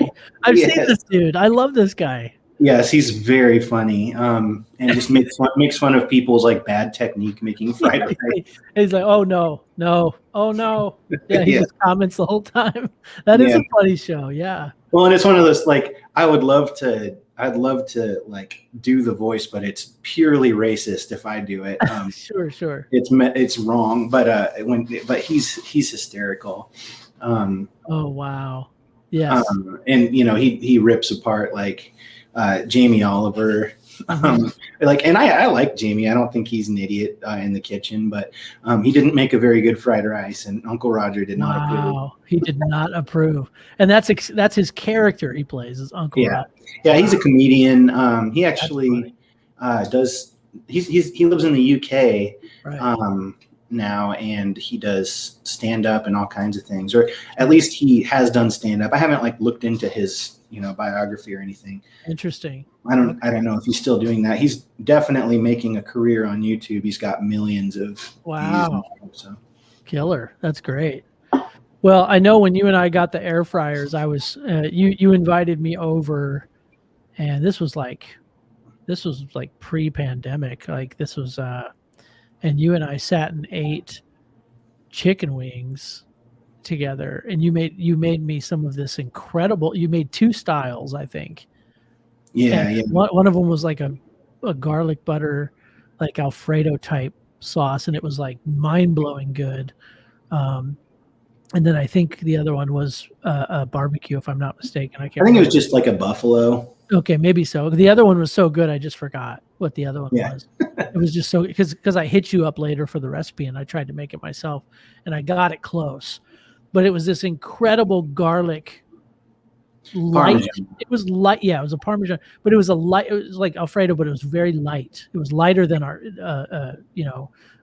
in my taste, it was lighter than like an Alfredo pasta or something like that. Mm-hmm. But God, it was good. And then you got me on this crazy kick of making chicken wings all the time. And I burned myself out on it because I was making them so much. For a while. Sure. The air fryer does them perfectly. Like the convection cooking just does the wings perfectly. Yeah, and it's fast. Seemingly it's like you know, and they're crispy. And you just really got me on a whole kick. And I went down that rabbit hole pretty hard because I got in 19 into 20, I got my air fryer for Christmas, and I was like geeking out over it. So it was wild, man. It was super crazy. But yeah, we've done all kinds of weird stuff with it, and you can do a lot. Yeah, and we've done a lot of fried pickles. We love fried pickles. Fried vegetables, we'll dip them and then fry them, or air fry them, so to speak. But what I've not done like the stereotypical stuff. We've not done like French fries or anything like that. I haven't really either. I've done some stuff with them and kind of used it in a few different cooking situations as like a second oven when, cool. I knew one oven was going to be occupied and stuff like that. If I knew timing was going to be a problem, it can come in handy with stuff like that. One fantastic use for the air fryer is, when you get fast food and you don't finish your fries and you're like, well, those are done. Throwing those away. You can revive those puppies in the air fryer. Yeah. Really? Mm-hmm. That's magical because I hate that. Yep. They're terrible. Most fast food fries don't really survive the drive home even. So no. And that's funny you mentioned that because every time I do get fast food, I always eat the fries first because of that. You have to. Because of that reason. Yeah. I just hate cold fries. So you're saying that you can put them in the fridge and then revive them later in the air fryer? It's not exactly the same as if they just came straight out of the fryer at the restaurant, but they become good again. But they're seemingly like edible later. Yeah. That's huge. Hannah Dema says, I'm sorry. Who doesn't finish their French fries? Are we related? Hey, I've gotten to the point where like we get the jumbo whatever value meal, and it's just too much. But no, I hate that though. When you have a half eaten or a quarter left, it's like you don't want to throw those puppies away. That's an incredible revelation that we've just had tonight, folks. That's something. I know this is going to sound crazy, and maybe this just sounds like drunk food, but I swear it's not. If you have fries, another yummy thing to do with them is chop them up a little bit and revive them in a skillet with a tiny bit of oil, and not much because they're already greasy, but a little bit of oil, and then throw in some eggs and scramble them with the chopped up fries. I mean, they're just potatoes. Yeah. So it's kind of a tato eggies type of thing. That's a sweet hack. That's like a breakfast hack.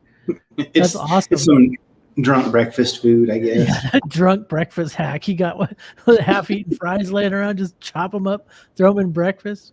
Yeah. Oh my gosh. Here's a quick question for you: Dave Matthews or Smashing Pumpkins? That's a tough one, man. Well, who's asking this? I gotta know. I'm not telling. Oh, okay. Is it you? I can't tell. It could be me. That's a tough one. Just I'm sorry. No, if it's for what has held up better for me, it's Smashing Pumpkins. Oh, nice. But I'm kind of I guess I'd say I'm like a Dave defender in some ways, because yes, like Dave fell out of vogue, and I think it's through no fault of his own. And that's like whatever style his band is, just kind of became kind of dated, and it's unfortunate, because they're all such amazing players. And what sucks even more is that like I'm on board with the datedness. I think it sounds kind of dated too, even though I can still listen to it, and it gives me like nostalgic feelings and stuff, and right. I can enjoy listening to it. Like, I recognize that it would not come out now. But and I guess Smashing Pumpkins wouldn't either, but I think it just sort of holds up better. Although, who doesn't hold up better is William Patrick Corgan. Billy has not stood the test of time. Not stood the test of time. But I will say, and I don't know if many of you know this out there, but my wife, Carrie Semrad, she is a incredibly huge Billy Corgan fan. In fact, early on in our living in Chicago, Carrie worked at this really beautiful, incredibly popular bakery. And Mr. Corgan came in for a cup of tea and a scrumpet or so, whatever he had, a biscuit or scone. And she even wrote "Step Off Billy." See, she's getting defensive already in the chat. But we'll talk about it. She came home that evening with a little mini hefty bag with a tea bag inside of it. I remember this. I said, "What is that? Why are you coming home from work with a used tea bag?" And she goes, "You have no idea. Billy Corgan came in to my shop today. He ordered, I think it was a scone and a cup of tea. And he sat and ate the scone, drank half of the tea. Carrie bussed the table. She drank the rest of the tea and kept the tea bag. That's how big of a fan she is." Well, Jesus. Maybe I would have done the same thing. I'm not saying the music hasn't held up. I'm saying she said, "Don't tell this story." She's so mad at me.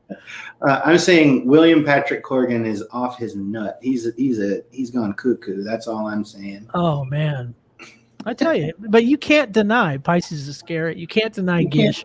You can't deny any of it. I would say that even though they're immensely popular or whatever, or have experienced tremendous success, I've always been willing to stick my neck out and say that Billy Corgan is one of the great underrated rock guitar players. Like he invented like whole approaches. And I was just listening to Smashing Pumpkins earlier today. So, nice. Really? Yeah. So, And like some of that crazy stuff. I mean, Billy Corgan's guitar solos sound like a spaceship taking off, while also being melodic and inventive and virtuosic, and they're just like, like all of it. They're making all kinds of crazy sounds that he's doing sounds that aren't ever heard. Yeah, it's not supposed to come from a guitar. No. And some of it's his technique, and some of it's his just musical mind, and some of it is his multi-tracking approach, which I don't think he gets enough credit for either. Like, right. Like he made some really like in Siamese Dream and that record too, and Melancholy. Like there are rock guitar parts that are downright like symphonic. That's the way they overlap, and like he's great. He's fantastic. Yeah, absolutely. I'm sorry to put you on the spot like that. I know that no. I know that you love both of those bands for different reasons, and I do too. Yeah. I think Dave Matthews is totally in a category with a lot of people that's just like, dude, that guy is cheesy and that guy sucks. But like, he is super innovative. I mean, like, his guitar work is crazy. What he did with the duo project with the other guitar player, what's his name? Tim Reynolds. Reynolds, just incredible stuff. Playing Central Park to 150,000 people. Like, you don't get to that point unless you're kick-ass. You're absolutely right. And I should be fair too and say that like Dave Matthews hit a those are actually two very interesting bands to compare, because they both feature a guitar player drummer combination that is unstoppable. Hi, Willis. He loves to sit behind me. This is his spot. Watch, he'll peek out here in a minute. Yep, there he goes. Say hi, buddy. There he is. Willie. All right. But what I'm saying? Like Carter and Dave and Jimmy and Billy, like those combos, that they are the band. Right. Like Jimmy Chamberlain similarly is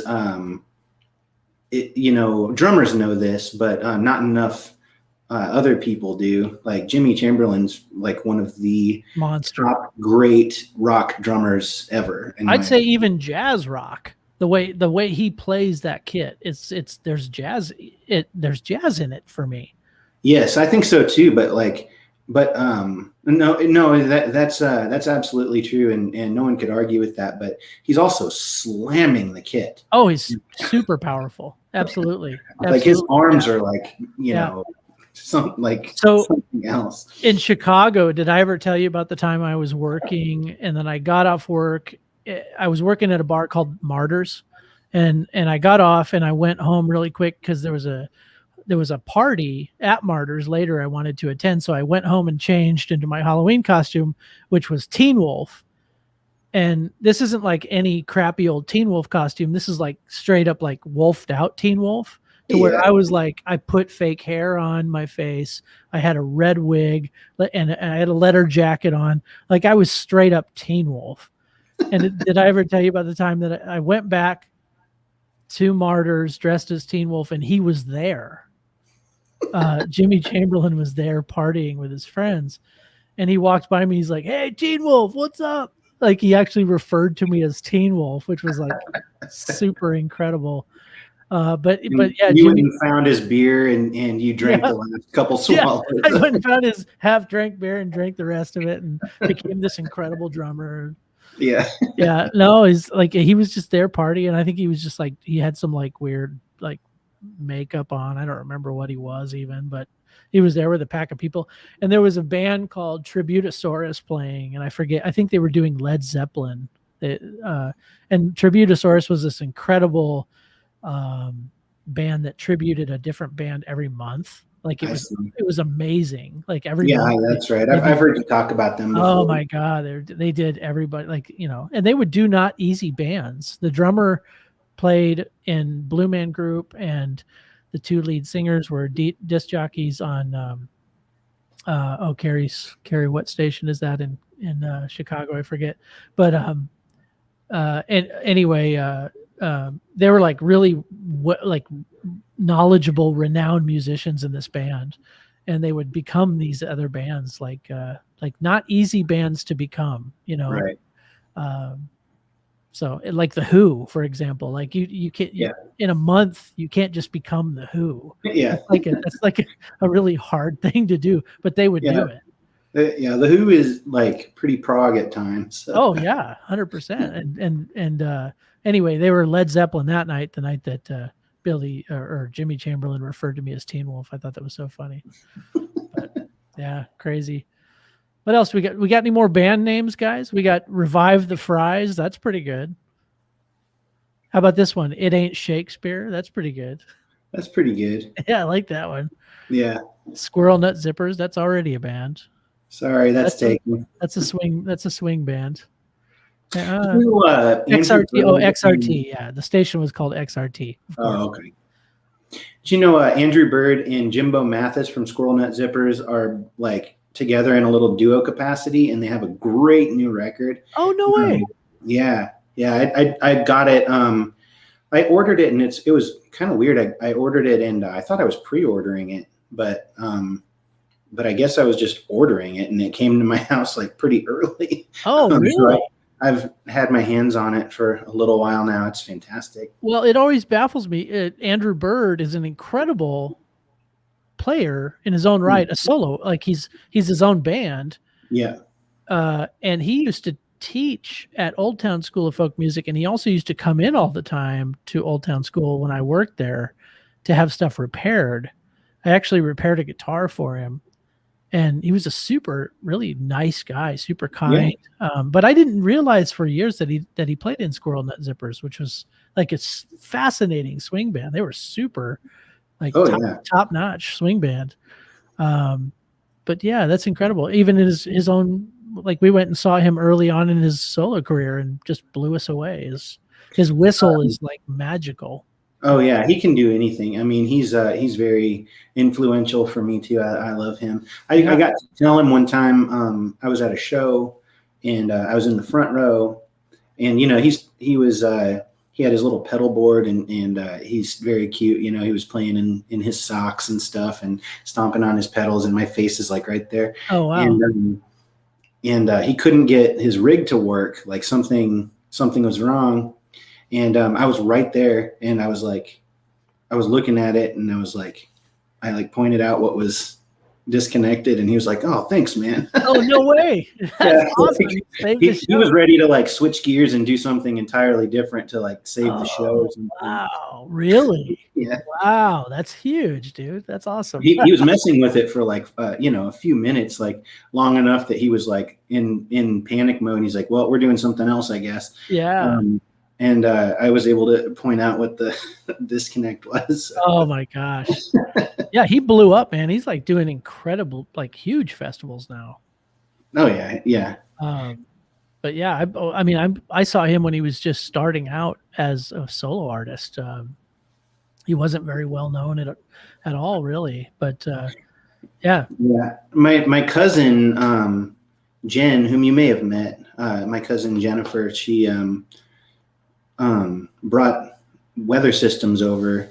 Oh yeah. This was many years ago, like a lifetime ago. Yeah, she brought literally 18 years ago or something. Oh, yeah. Crazy like that. That was a while ago. Maybe more even, brought weather systems over and played it, and it was very addicting. And that would have been his first one, I think, wasn't it? Wasn't that the first? Can't remember. Well, no, he's got. Before weather systems would have been the swimming hour, and before the swimming hour, he had a couple. There was that were I think the swimming hour was technically Andrew Bird's Bowl of Fire, but it's if you think about it and his trajectory, it's kind of his first solo album. And then he's got two other Andrew Bird's Bowl of Fire albums before that are more swing. That's okay, right. Hot swing. The one that really broke him was the Mysterious the mysterious production of eggs. Production of eggs. Yeah, that's right. That was the big one that we saw him. I mean, we saw him just on the cusp of becoming huge. Right. Whistling on that record is just, I mean, he would like loop his whistle, which was just crazy. He can do things that I don't think have been heard before. Yeah. So right. That's a pretty rare thing to be able kind of like this magical little like fairy whistle or something. It was very just strange to watch live. Incredibly strange. So we have, okay, let's see. What do we got? We got one more. What is this video? We got another video comment here. Hold on just a second. Oh, okay. Hi, Gunter.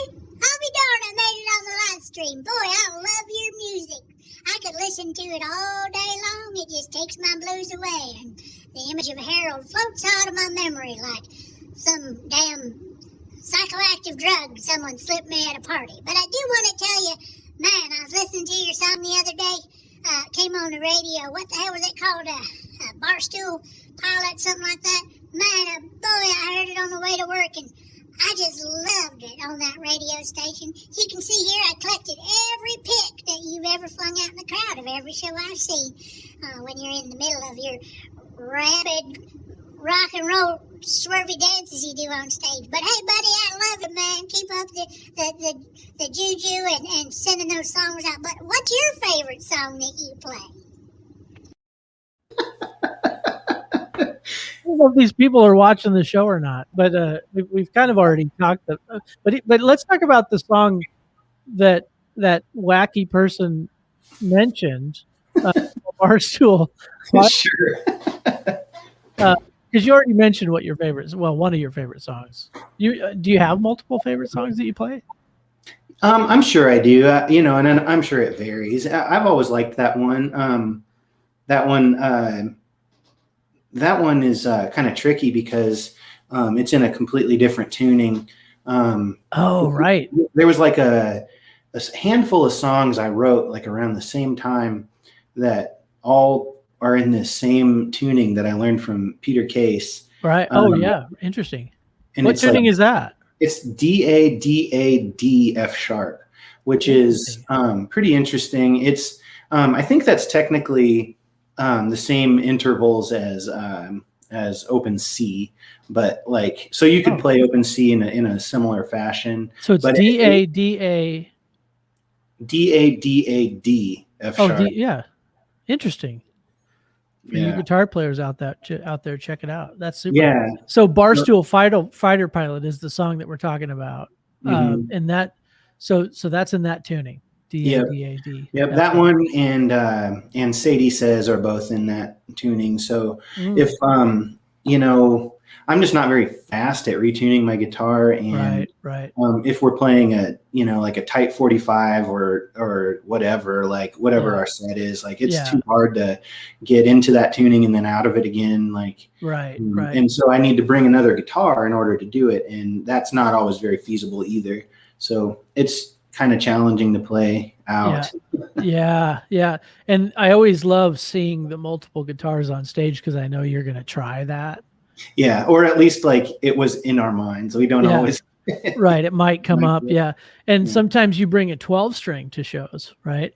I have. I haven't for a while. Actually, both of those songs were written for 12 string. Oh, okay. And on 12 string. But for quite a while, I don't actually have. It's funny. I have one in the background here, and I actually gave this to Rector, and cool. I just have it because he wanted me to do something with it that I haven't done yet. Oh, wow. Okay. There you go. But so I just have it in my house right now. It's his and he'll get it back sometime. But this is the guitar that I wrote those songs on, actually. One that's on the chair. Oh, wow. That's interesting. And it's not, you've actually given it away, but it just happens to be there. That's incredible. But for a while there, I was carrying around Ryan Evans' 12 string to shows. He was letting me borrow it for a while. Yeah, the And great I'd mention it to him sometimes, and he'd be like, whatever, it's fine, just hold on to it. And then finally, he rightly reclaimed it. Nice, good. I think he either wanted it. I think maybe he was selling it, which is, of course, his prerogative. And I just, I couldn't. I thought about buying it from him myself, but if I were going to buy a 12 string, I would want to shop around a little bit more, because it was a decent guitar. It was fully nice, but it was like black, and that's not, I want something a little bit different. But that was probably the guitar that you saw. Yeah, probably so. I remember when, so the great Ryan Evans from KZUM, he has a show called Tree with Roots, 89.3 on your FM dial. You can find kzum.org online and listen to their shows. Tree with Roots is and we should talk about Tree with Roots for a second. Yeah. That's been a show that not only is influential, but because I always discover new artists. But Ryan is really good about introducing new artists to people, but he's also really good about introducing local bands to people. Mm-hmm. And he always has been that way. And just a fascinatingly nice person, just incredible guy, and very knowledgeable on the roots style genre, the Americana or whatever you want to call it, genre. But I've learned tons of stuff from that guy. I mean, outrageous. He's outrageous. He's also just like one of those quietly brilliant people. Like he doesn't wave it at you like how knowledgeable and smart he is, and all the things that he has come to kind of be a quiet master of. He's just a humble dude. Yeah, super humble. Yeah. When I first, he would have us on the show all the time. He would want to interview us, and this was before my wife became the GM of the station, which, funny enough, was long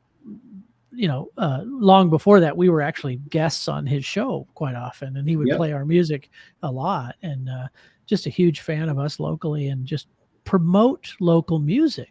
He would just be so great at that. And then recently he got a job at the university, and now he's miraculously came back to the station. So now he's back doing his show, which is super cool. So, yeah, that's great. Yeah. It's one of the better shows on that station. And, I love it. I've gotten to kind of co-host with him a couple times. Oh, yeah. Cool, man. Like pick out the half playlist and, talk with him a little bit. And we've talked about doing that more regularly. And that'll probably happen at some point. It just we keep talking about it and then sort of dropping the thread. But I think we probably will do something like that. I don't know. Yeah, that's super cool, man. Super cool. I love that show. Yeah, and it's just it's another avenue to promote music locally, and it just kind of plays into the whole big over big picture of what Lincoln is, the community effort and how it's all tied together and knitted very tightly together. And really, I feel that that's why we have such a great music scene, is because of that, of the support that other bands give to other bands. And not only that, the support that we give to touring bands that come in, to the Zoo Bar and to the Bourbon, 1867 bodegas, and Duffy's, you name it. Any venue downtown, there's incredible bands that come through, and people support them just like they would a local band. So it's something else. It really is.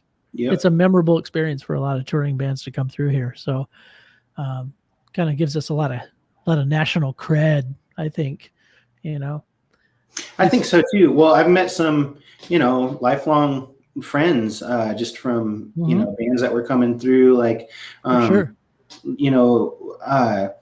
Union Specific came through and became good pals of ours, and then lo and behold, Kim and Megan Taruk, Kim was playing bass with Union Specific, but they decided to plant roots here.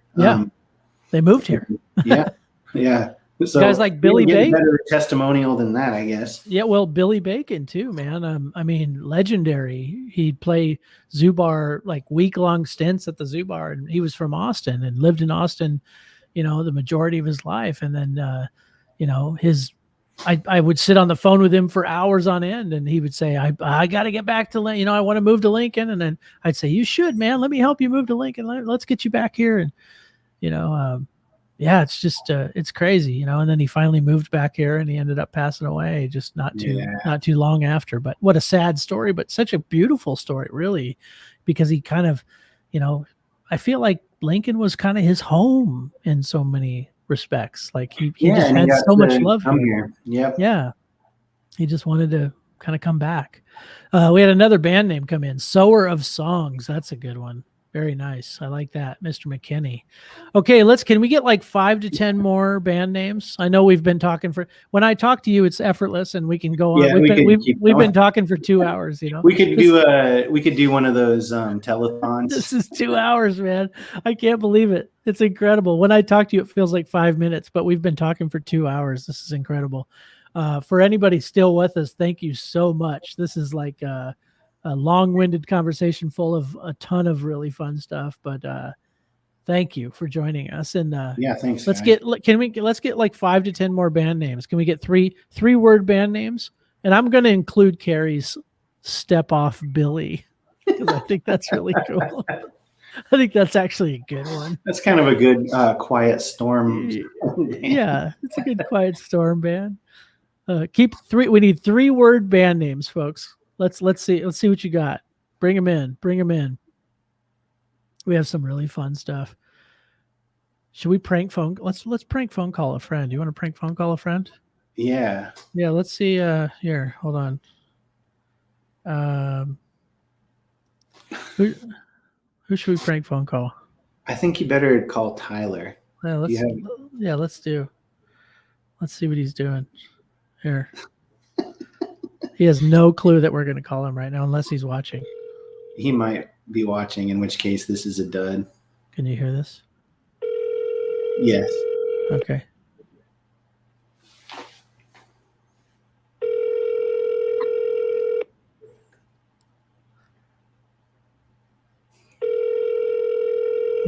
He might not.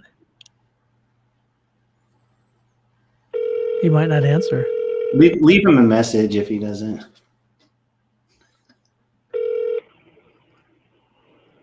Hi, this is Tyler Wallace. I'm contact for Union Pacific. I'm not able to come to the phone right now, but please leave me a detailed message. He's not answering. I'll be happy to get back to you. Thanks and have a great day. Bye. The mailbox is full and cannot accept any messages at this time. Goodbye. What a loser. I couldn't even leave a message. I was ready to leave a message. Clear your voicemail, bud. No, I do the same thing. Who else should we? Let's prank phone call somebody else. Hey, for anybody listening, who should we call? Give us a number. Let's prank phone call. Who else do we know? I don't know anybody. Who else do we know?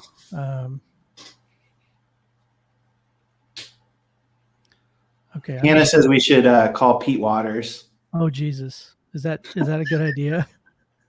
Is that a good? I don't know if we should. I don't know. It's pretty late. It is kind of late. I didn't even think about that. Oh man, it's 10 o'clock. I don't know if that would be a good idea. Imagine Pete like, hello. Hannah says 100% yes, we should call Pete Waters. Okay. Okay, we're going to try it at her request. I'm blaming you. She said he's a bartender. Come on. I'm totally blaming you. He's probably not going to answer. Hey, Mike. Hey, Pete. How you doing? Good. How you doing? I'm doing good, man. We just had a request to prank phone call you, and we figured you'd call. You're live on the air. Oh, hi, everybody. How's it going? Everybody's laughing. I'm really sorry. I didn't want to do this. Well, I thought you were going to really prank him like this. Totally fine. I was really going to mess with you and actually try to order a pizza from you, but I didn't have the balls to do it. Yeah, I better not. I don't know how I get a pizza for you or to you right now. Right. So, leave that to the professionals. I'm blaming Hannah Dem on this one. She said, prank phone call him. He's a bartender. He'll be up. Well, anyway, we love you, Pete. Yeah. Much love to you, man. Thank you, Mike. Thank you. Very nice surprise. Good to hear from you. All right, buddy. Take care. Have a good night. Happy Thursday. Right. Bye-bye. You too. We just prank phone called the owner of Zubar. Real nice. We barely. It wasn't really a prank. You can barely call it a prank when you're just like, "Hey, man, I like you. You're my friend." Hey, sorry we called. Let's really prank phone call somebody. Okay, here's what we're gonna do. I'm gonna prank phone call this kid, Josh from the Rewind. Here we go. It's a local band. Let's see if he answers. What if he gets really mad and starts yelling at you? That's all right. Screw that. Their band rocks. He'll answer too. Watch.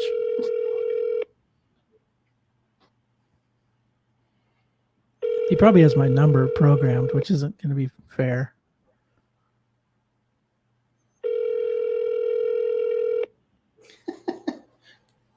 Nobody's answering their phone. It's 10:05, I guess. Your call has been forwarded to an automated voice messaging system. What the hell? 402-890-4410. I don't want to put his number online. Yeah, no need to put him on blast. Please record your message. When you finish recording, you may hang up or press 1 for more options. Hey, man, this is Pete down at Domino's Pizza. We got an order down here with extra meatballs and broken dreams. So give us a shout out. It's going to be sitting here. Just so you know, we close at 10:30. So you got 24 minutes to get your pizza. And if you don't, we're going to deliver it anyway and just leave it in your mailbox. All right, give us a shout. Bye-bye. Jesus Christ. That didn't go so well. At least his mailbox was open. Yeah, it was open. Should we do one more? Let's prank phone call one more. This is kind of fun. Yeah. We've been on for 2 hours though. I mean, I'm game. Oh my God. All right, who should we do? What else we got here? Hannah needs to come up with some more. Who should we prank phone call, ladies and gentlemen? Give us a number. Tony Bongo says Billy is in San Diego. Austin, Texas is where he landed. Oh, that's where he was from. Yeah, but he was in Austin, Texas forever though. Okay. Hannah says you should call my dad. Prank Tom. Oh shit. Is that? Let me see. My phone is being used as my it's my being camera used right now. Here, private chat me his phone number and I'll call him. Yeah, Hannah, you'll have to do it. Private chat Mike. Send me a text. Send me a text with his. Oh yeah, you want me to prank Ricketts? Yeah, that'd go real well. Pete Waters is gonna hate me for this. He's like, dude, you're streaming on my page and you're prank phone calling people.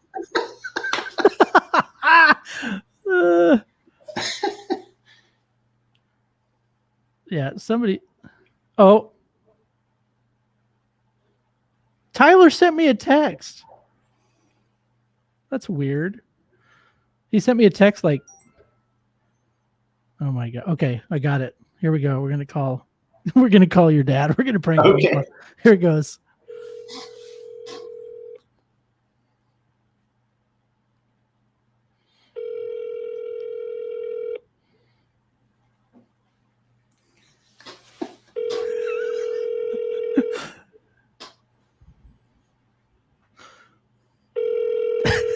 It's ringing. Is he up? Yeah.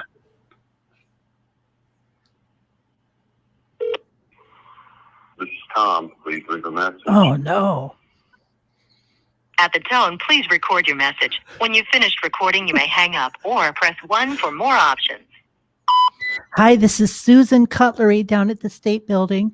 We're calling because there was a mishap with your paperwork. Someone had reported that you had a shoe size of 18. We just want to clarify, was it 18 or 17? We're getting your booties ready. Give us a call back. Thank you so much. Bye-bye.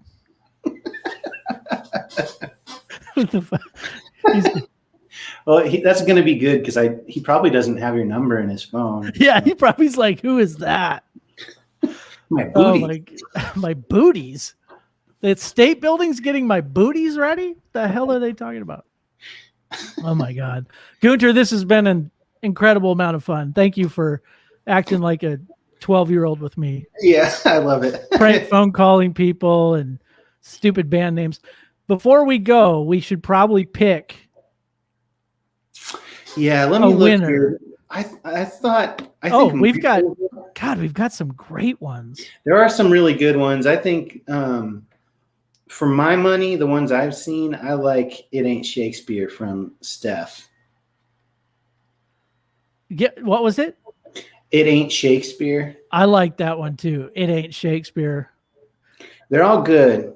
Okay, so that's in the running. Hannah said Mom's Chex Mix. That's a good one. TJ Rose got a good one. Billy T Backwash. That's very good. That's really good, dude. That's very good. I didn't see that one. I think I'm not seeing all the comments. Yeah, that was on my personal page. I see. What else we got here? There's some great ones. What was that? Oh my gosh. Yeah, there's some really Deadeye Jedi. Jeez, I think that might be a name already, actually. Deadeye Jedi. Yeah, maybe so. But also, I think Jedi is one word. Oh, interesting. Yes. Okay. That's what I think.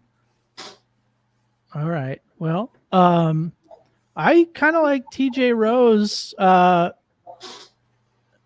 TJ Rowe had a pretty good one with Billy T Backwash, and then Steph Morrissey had It Ain't Shakespeare. It Ain't Shakespeare. What if have you ever tried to play rock, paper, scissors on No, I haven't. Let's do it. You're Steph, I'm TJ. Ready? Here we go. Okay, yep. Or wait, no, better yet, let's do Bear Ninja Cowboy. Okay, I don't know how to do that. Okay, so Bear Ninja Cowboy. What's ninja? So ninja's this. Okay. Bear with your hands out. Ninjas with your chopped hands. Okay. Oh. Uh-oh. I don't know what that was. I don't know. Okay, so bear's hands out, ninja, and then cowboy. Cowboy. Okay, so bear eats ninja.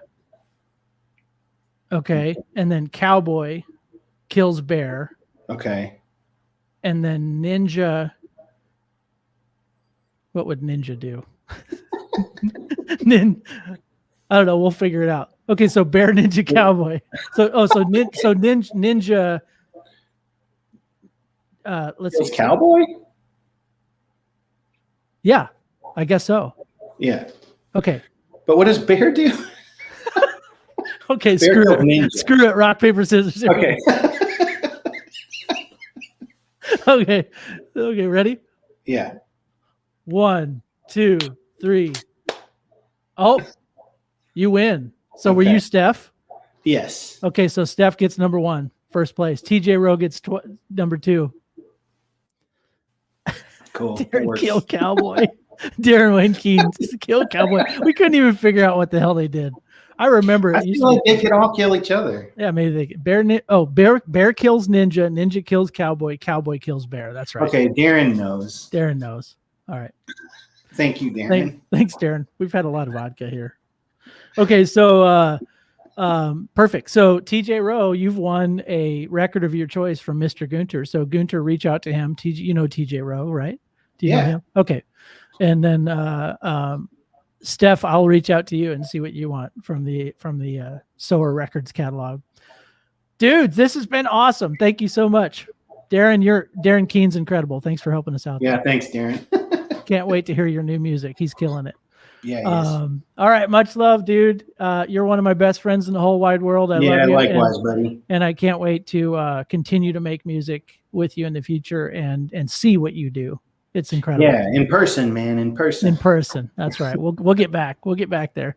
And make sure to donate to the Nebraska Performing Arts Hall of Fame via PayPal, as you see on the bottom of your screen, and Venmo, Nebraska Arts, at Nebraska Arts right there. So please throw us like $3 to $5. Like I said, it helps us pay for plaques and induct bands. And soon we're going to have a statewide arts award show that we're putting together. So that should be very, very cool. And that will be statewide, which we're very excited about. So the more money we can bring in for these cool conversations, the better. So awesome blossom. Günter Voelker, thank you so much, buddy. All right, man. Much love to you, man. We'll see you. Later, cheers to you, man. Adios, everybody. Thanks for tuning in for over 2 hours. This is crazy. Yeah, bye, everybody. Right. Bye-bye.